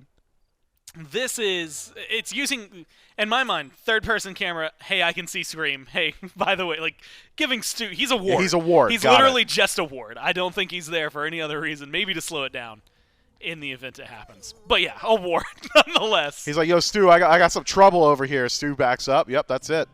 I mean, he kept Stu alive, but at the end of the day, it surely was just about the Tier 1 tower. No, that's fine. Tier 1's going to go down on the left-hand side. Gladiators losing the first tower of the game. BaRRa backs away. That ult as well. The Chernobog, we've talked about it a lot. He can go for the ult, cause a little trouble just because of the assists he's going to get, or he can go for the ult and suddenly make the numbers advantage for his team. Numbers advantage. Scary D creating a little bit of that. Mid went for a Fearless onto Vin. Hurriwind. I'm sorry, yeah, onto Hurry. Forces the ult onto Hurry. Makes him feel maybe a little more awkward for the Aphrodite. Venenu gets to join the fray, though, and while you're missing the ultimate from your Afro, all the relics are still up, Mifflin, and I don't think they're going to be too worried about it, knowing they have plenty of opportunity to play with. Yeah, I mean, forcing Undying Love does remove a line of safety from Ven. It essentially exposes the relics of Ven, right? Undying Love, Beads, and Aegis built into one. Great. Getting it off Hurry means that you've taken it off at least one additional target, and that guy is usually going to be Ven in these team fights. So we'll see. The Gilded Gladiators have sown the seeds. No Aphrodite ult, but how long is that going to last? Already halfway back. And a one bit of displacement might just be what the doctor ordered here. Haddix brings in Scary D. Follow-up not quite there. Gold Fury under the vision of the Highland Ravens, with the Gilded Gladiators have got the literal vision on map thanks to the Oracles.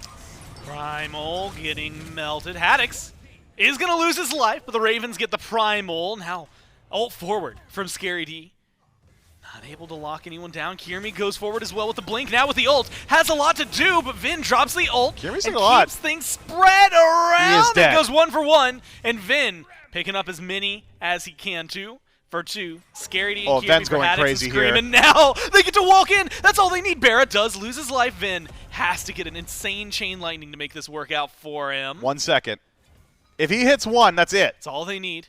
And they're still hanging around. Has the Aphrodite, not Forces too far the from split. behind him. They run away, but they're all going to live, Mifflin. So it's 3 for 2, plus the primal in favor of the Ravens. Man, it was quiet there, but both Kyrmi and SCaryD decide to walk through the lightning storm, and in walking through together, chain lightning essentially removes both of them from the map. This Zeus is doing way too much damage, and connected up with Hurriwind is way too survivable. So it's a 1 for 2 trade, or a 2 for 2 at the end of the day, I believe, for the Gilded Gladiators. But it's the Highland Ravens who take the Gold Fury, and the Pyromancer as well. So major winner here is the Chaos team, who have kept their gold lead pretty stagnant over the last 10 or so minutes. I believe it's around that 3-minute mark or 5-minute mark where we get around 2,500, 3,000. We've maintained that for the next 10 or so now as we crest the 16-minute mark.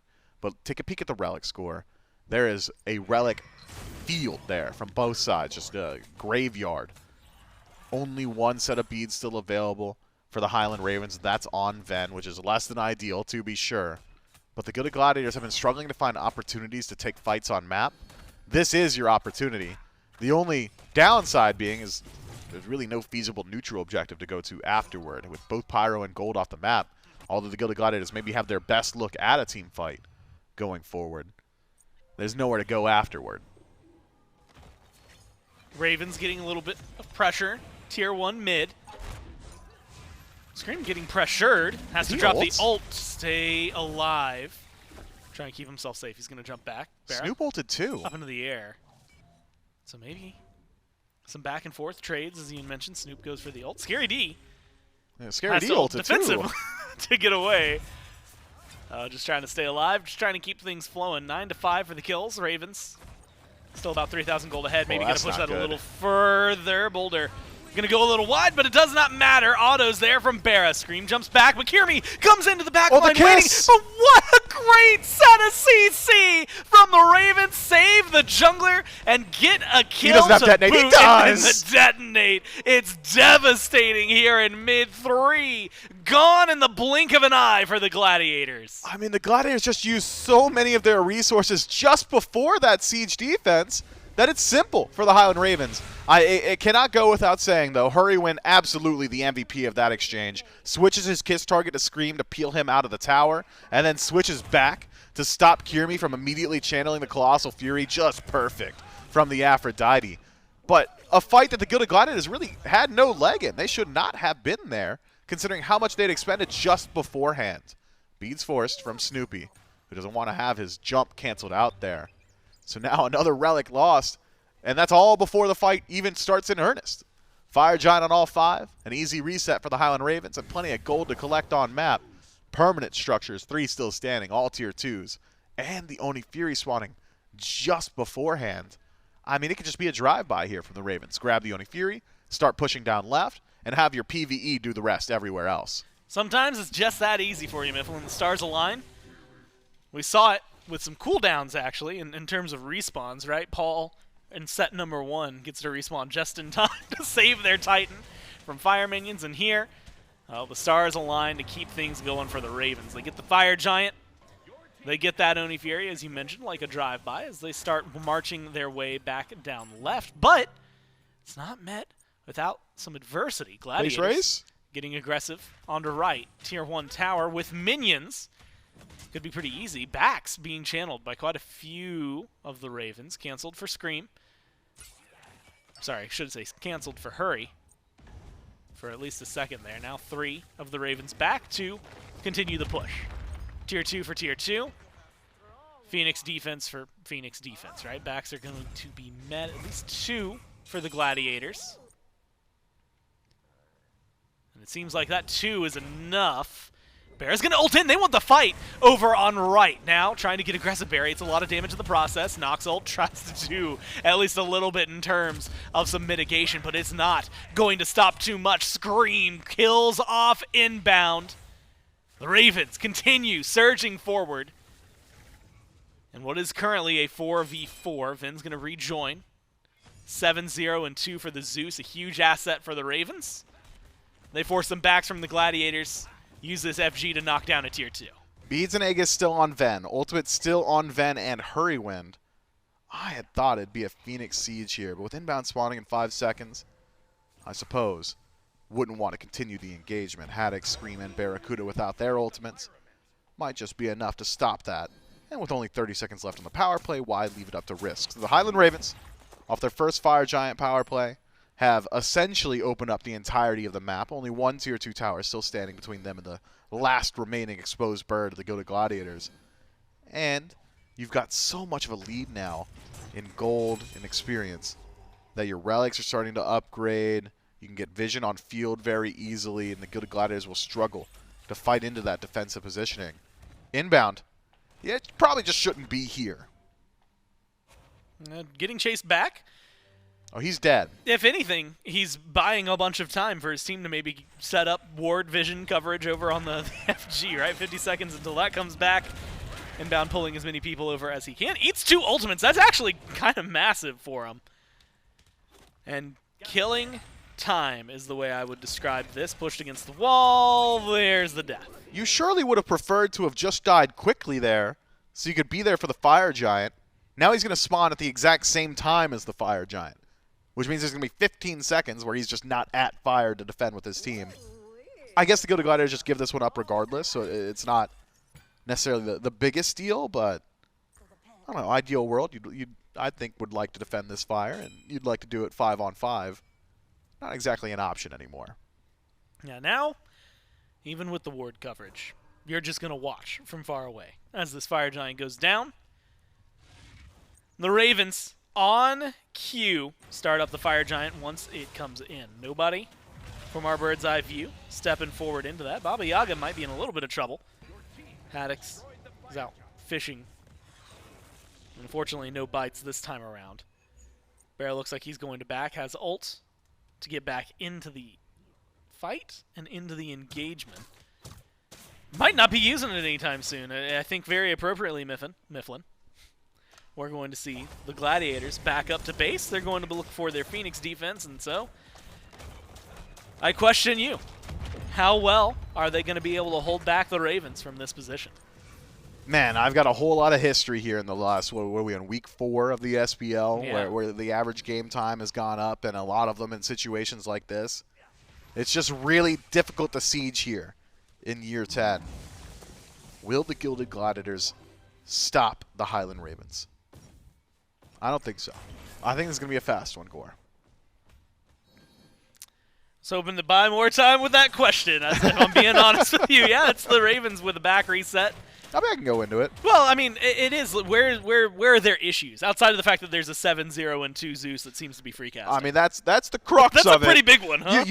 You've identified issue number 1, and it's actually the issue we identified at minute 1. You want to go all the way back to the beginning of this game? Like I said, the Gilded Gladiators, if they want to win any team fight, they got to start with Ven. Yeah, you did say that. Ven has not been started with. I mean, and you shouldn't start with him anymore. I'm not even sure if he's going to kill you. Gone to half HP at this point. It feels oh, like for sure. Oh, no, yeah, at the very beginning. He was almost killed off until BaRRa saved his soul. Oh, that's right. and got him out of there. So he did almost die. I feel like he might have soloed Snoop from there. I don't know. It definitely doesn't feel like things went well. Oh, no, you got to be careful with this. Oh, This is a lot of damage. Man. This is a lot of spread coming down. Vin, Scream. They pick up 2 kills in the blink of an eye. Stuart, Snoopy forced to fall back. Oh, and Kyrmi, he's running around the fountain, doing as much work as it can to keep him going. Left side Phoenix down. Mid Phoenix follows quickly. Right side Phoenix, you'll never guess this. The next target of aggression for the Ravens. 3v5. The 2 carries plus their jungler cannot step up. The Gladiators watch their base get broken down. Is that it? Easily. I thought, man, Zeus is ridiculous at fighting in the Titan room for a few reasons, Gore. Reason number 1, Lightning Storm Just a great no-play zone. Reason number 2, Chain Lightning bounces off Titan. You could just hit the enemy Titan, and you're hitting everybody in that enclosed space. So I thought off the double pick, that was it. Instead, the Highland Ravens going to take it slow. Likely weren't expecting to go down even once in this set, so do not want to leave it up to risk here. The Gilded Gladiators have shown up against the Camelot Kings that given an inch, they'll take a mile, so the Highland Ravens will leave nothing in the question mark department. Instead, reset. We'll wait for this next Fire Giant. Not enhanced, not this time. So I was wrong, Core. The Gilded Gladiators, yeah, I mean, they defended. Their Titan's still alive. Yeah. No birds left, but that's better than I had projected for them. You thought? Yeah, I guess in their defense, you thought it was going to end there. I thought it was it. Admittedly, I saw the Those timer guys for died Vin's ult. so fast. I felt with the ult coming back up, it was going to be Well, hold on. much Snoop's faster. dead. But now this is the moment. All And right, the mid that's laner's surely just it. gone. That's surely You've it. got fire minions. You've got ults where it matters. You've got a Zeus who is 8, 0, and 4. On top of the damage charts right now. Inbound steps forward, tries to create some space. Scary D, Kyrmi, trying to get something done. Scream starting to fall low. Snipes are even connecting, but I think he gets out of range. Scary D chasing him. This might be too much from the Ravens. Scream goes down. BaRRa half health. Vin has used the ultimate. They're not going to get the Titan right here, Mifflin. They're going to get bounced back. And it's just like you said. Sieging, as of right now, this year, has been difficult. 8,000 gold. Oh, no, 10,000 gold as they start to push it. But with no Fire Giant, the Titan stands. The Ravens go for their consolation prize, which is the FG. So we've seen now what happens when a singular lightning storm doesn't work. Ven whiffs his first one of the game, and it completely fizzles the entirety of the team fight. That's it. You still got Fire Giant on 4. There's still 3 birds dead for the Gilded Gladiators, and everybody is still squishy to Ven, and even squishier now with Obshard finished up. So, going forward, you can wait on CC. You can wait on a whole lot of things. I think, if anything, Lightning Storm should not be used to kill initial targets anymore. Yeah. Chain Lightning does enough. You've got the damage output. Scream does enough. BaRRaCCuDDa does enough. Lightning Storm is your end condition. If you can get into the Titan room and Lightning Storm is up, the Titan itself will not stand up for long. Items. Almost either full build and finished if you're the Ravens, looking towards upgrading maybe relics, some of the extra gold you have. But the focus, Mifflin, like you said, maybe getting this Zeus in there, alive, safe, Chain Lightning. He just Plus hits so hard. Those are the tanks Yep. right there. And they were sharing defenses with each other. Anyone else probably dies. Straight up. You got to be worried. I think if you're the Gladiators, especially if you're the back line, Haddix goes for a pickup, can't find it. Left side Phoenix about to respawn, which in order means what we're probably about to see. Mifflin left, mid, right. Knock him down in order. All right, left. See if they can maybe get aggressive. Good positioning from the Gladiators in terms of defense. They're chasing out Scream right now, who's in a 1v2. Jumps over the wall. Gets the disengage he needs. Rest of the Ravens get aggressive. Mid-Phoenix minions doing a little bit of work. Remember, this isn't an enhanced Fire Giant. It's just the normal one. Backdoor protection's still there. Fire minions step up. BaRRa presumably could have stepped in with him, maybe get a couple of hits, but doesn't feel safe. Has to play it carefully, Scream. Full health one more time. As 5, the Ravens step forward. Mid-Phoenix is going to go down. Right side Phoenix gets taken by the minions. Right. So they don't even have to do that extra work. Scream goes for the ult, but Scream eats too much in the process. Is he Jumps bleeding in the out? waiting arms of Scary D, but there's a little bit of CC. The zone is not good enough. Look at the Titan. And there's the ult you were waiting for, the ult you were asking for. Vin, with as much damage as he does, helps the Ravens close this one out and win the set. Real difficult to get it into the Titan room, but get in there with some resources and the Titan will fall then, and the Highland Ravens prove that adage true here. I mean, that Titan just burned so quickly. Nobody from the Gilded Gladiators was able to step up and defend there because they tried. 2 ticks of Lightning Storm and got dropped to about 5% HP each. So, tough stuff. Things got out of control real early in this one, man. I mean, the Gilded Gladiators all the way across the map at the 2-minute mark. Just a swath of death. Yeah, you can choose a lane. There was a kill in whichever one you want to drop in, And they're only lucky that it took a little while before the jungle started being filled with a lot of tombstones as well. The Ravens control this game from the onset. They win this set 2-1 over the Gladiators. But we've been talking about it for all 3 games. Now we're going to let the desk break it down. Yeah, Highland Ravens start this one out early. A kill in the dual lane, and then immediately a kill over in solo lane for Haddix in a 2v1. And it just keeps getting worse and worse from that point. Rotations from Venenu, 8-0 to end the game on the Zeus, a pick that he brought out right at the beginning of the season. Trello, we kind of questioned, man, Zeus isn't really being played. We'll be seeing a little bit more Zeus from the Venenu, especially with performances like this. I would say so. If he's able to free cast like that, I mean, Zeus just does incredible amounts of damage, and it seems like he goes relatively untouched. I think Hurriwind had a great performance on the Afro, and it just goes to show, when you've got a mid laner like this who can play carry-style mid laners this well, why are we going to half-tank build hells? You know, game number 1 just seems so out of character for me here for the Ravens. They've shown exactly what they can do when given a W key composition and just play hard carries. This is the kind of gameplay I expect, and, you know, we got it 2 out of 3 games, right? Got it there. You didn't even notice the top of the highlights. These are all in succession with each other, by the way. 419 to 427, and then a kill for Venenu in mid immediately after at about the 450 mark there. And when you start the game off at nothing for 4.5 minutes, and then all of a sudden 3 kills up, and plays like this from Screammmmm, from Venenu, making these rotations through, things get out of hand maybe a little too quickly. Screammmmm does trade his life during that one, but then sets up for Venenu just to absolutely wreck shop throughout the entirety of this game. This Zeus just felt like it was so difficult to get to him, and I think you're right to attribute a lot of that to the fact that this Aphrodite that Hurriwind piloted was essentially stuck to Venenu like glue most of this game. And that's what you got to do. I mean, you find your hard carry, you stick the Afro to him, and just let him pop off. Haddix was providing so much CC for the team, so it wasn't like Hurriwind had to dive with the squad. He could stay back, let the Herc just dish up free kills, and then let the Zeus finish him off. Of course, BaRRaCCuDDa did some decent damage, but he was more of an assist spot, unfortunately. 1, 1, and 14. So he was there. He just existed. Yeah, he just wasn't providing the damage numbers, whereas Ven, of course, 30k. That's what you expect from an 8-0 Zeus. Venenu doubled BaRRaCCuDDa almost. He doubled everyone on the side of the Glads. He did. And for a couple players, more than doubled. Tripled SCaryD. Not the best performance on the tier this time through. That early game, a bit rough for SCaryD to go through. It's a 2v1 up against Haddix. Haddix finds the push under tower, and you're thinking, okay, SCaryD should be out there. And then the fast 180 for Haddix turns it around, gets that pull back in. It really sets up for game number 3. Dominant performance in game 2 and game 3 by the Highland Ravens. More along the lines of what we expect from this team. I think you were right to say that game 1 felt very uncharacteristic for this squad. I think it was possibly a strategy they've been working on. You know, something like that. I don't know. I think, again, my one issue is that you've got Ven, who's been popping off on like these high damage mages, and then you put him on like a support style hell.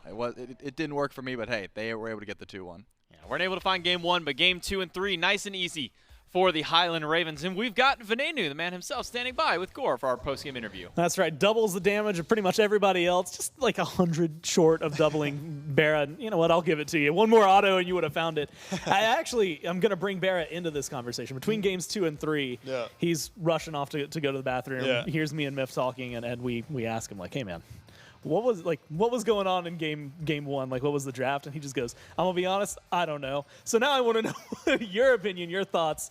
What was that draft in game 1? What was like the goals, and what could it have accomplished? Well, we never played it before. Actually, ever. Not even in a scrim. Yeah, we didn't practice it. And then we were like, we can try it in SPL, and then we tried it.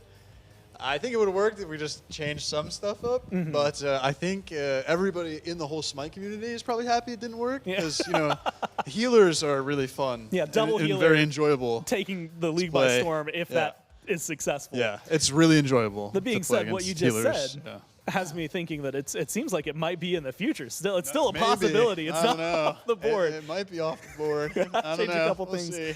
You guys bounce back game 2. I'm going to move immediately to game 3. You find a lot of success off the Zeus pick. Yeah. When you're in picks and bans, what was it that had Zeus calling out to you? I mean, I'm a Zeus enjoyer. I do like the character. I think it's fun. But it's just some of the stuff that they picked makes it a little bit better.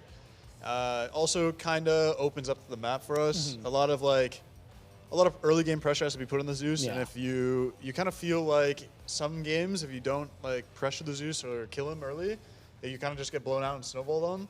So I just kind of have to sit there, and then once I have the bounty on my head, it's on everybody else to protect me. That's what I've been told. If I die, it's someone else's fault. Yeah. So. And you know what? You didn't die, so your team did a good job. Yeah. I'm waiting now after this for someone to take like the Vin win selfie to then turn it into like a average Zeus enjoyer meme, right? It's just waiting there. Someone on the internet's got to do that. You come in swinging. You guys, after last week, and we kind of talked about it, and I think BaRRa had said it, and everybody's been in that conversation. You lose to the Warriors and the Kings, but that's going to be a rough week for anybody in the league at this point. So bouncing back with this win on the Gladiators, what's the next couple of weeks for the Ravens leading into like playoffs and of course Masters? I think we just kind of have to get on the same page. I think with the meta, like after the first week or second week, I think the meta shifted a little bit, and then just kind of getting everybody on the same page. I think we're kind of almost there. But we're just kind of pretty much figuring out what we want to do like as a team and finding our style, which I think is the most important thing of any team. So I just got to put practice into that, and then just coast with that, and then hopefully it's good. Yeah. Well, hey, if this is figuring it out and it's this good already, I can't wait to see what actually figured it out is. At that point, the level's going to be insane. Thanks so much for your time, man. Congrats again on the win. Thank you. We'll send it back to the desk to close out the day. Yeah, Highland Ravens take this one 2-1 and find themselves at least a nice win to start off their week. And remember, they are going to be coming back to play a little bit later on this weekend. Same with the Gilded Gladiators. I think we'll see actually both of those guys on Sunday. In fact, I don't have to think. We can actually just pull up the schedule and see exactly what's going to happen for the next couple of days. Starting up tomorrow, if you tune in, 11 a.m. Eastern, it'll be the Jade Dragons and Eldritch Hounds, followed by the Warriors Leviathans, and then the Kings and Ferrymen. And it will be Sunday when we see both of these two teams that just played, between the Ravens and the Gladiators. It'll be Kings, Warriors, Dragons, Gladiators, and then Hounds versus Ravens. That should be a very fun Sunday in general, because we'll see if the Camelot Kings can take down the Warriors. We'll see if the Leviathans can take down the Warriors tomorrow, still holding on to that undefeated record for those ones. We can take a look at the standings as well to kind of talk about that and how this affects the Highland Ravens moving forward. Remember, a matchup against the Eldritch Hounds in division could be a big one for both of these two teams, especially now for the Eldritch Hounds playing against the Dragons tomorrow. Chance for the Eldritch Hounds to bump themselves up to a potential 4-3, then a fight for that second seed between these two teams. Such a close battle over on the Order side division. Unfortunately, on the opposite end, though, Charlie, for the Chaos side, with a loss here by the Leviathans, I believe that completely takes them out of contention for going for the #1 seed. Jade Dragons, they'd have to win out entirely for the remainder and also bank on the Oni Warriors losing every single set from here on. Tough over on the Chaos side division for that fight for first, but still up for grabs, a fight for the second seed on that side. Yeah, it's crazy. The Order division has no order, and the Chaos division is just, hey, it's only Chaos at the top. It really is just the Oni Warriors. I would argue the more Chaos is on the left side of our screen this time around, but I guess that's what the Oni Warriors wanted. That's what they predicted from the start of the season. They said, we're going to create our own Chaos. I don't care about the division in its entirety. We're going to be on top. And I still think it's going to be interesting watching them try to hold on to that undefeated streak, of course, and you said it yourself. We got a bunch of banger matchups coming up the rest of the weekend. Yeah, I mean, we kick things off with the Dragons and the Hounds tomorrow. We get the Warriors and the Kings popping into studio as well. There's going to be a lot of great matches for the remainder of this weekend, so make sure that you keep coming back and watching. Starts all off at 11 a.m. We've got some NASCC coming up right after this broadcast ends, so make sure that you stick around. But for the SPL, that's it for us. On behalf of myself, Charlie, Castaner, behind the scenes, thanks for watching, and we'll see you tomorrow.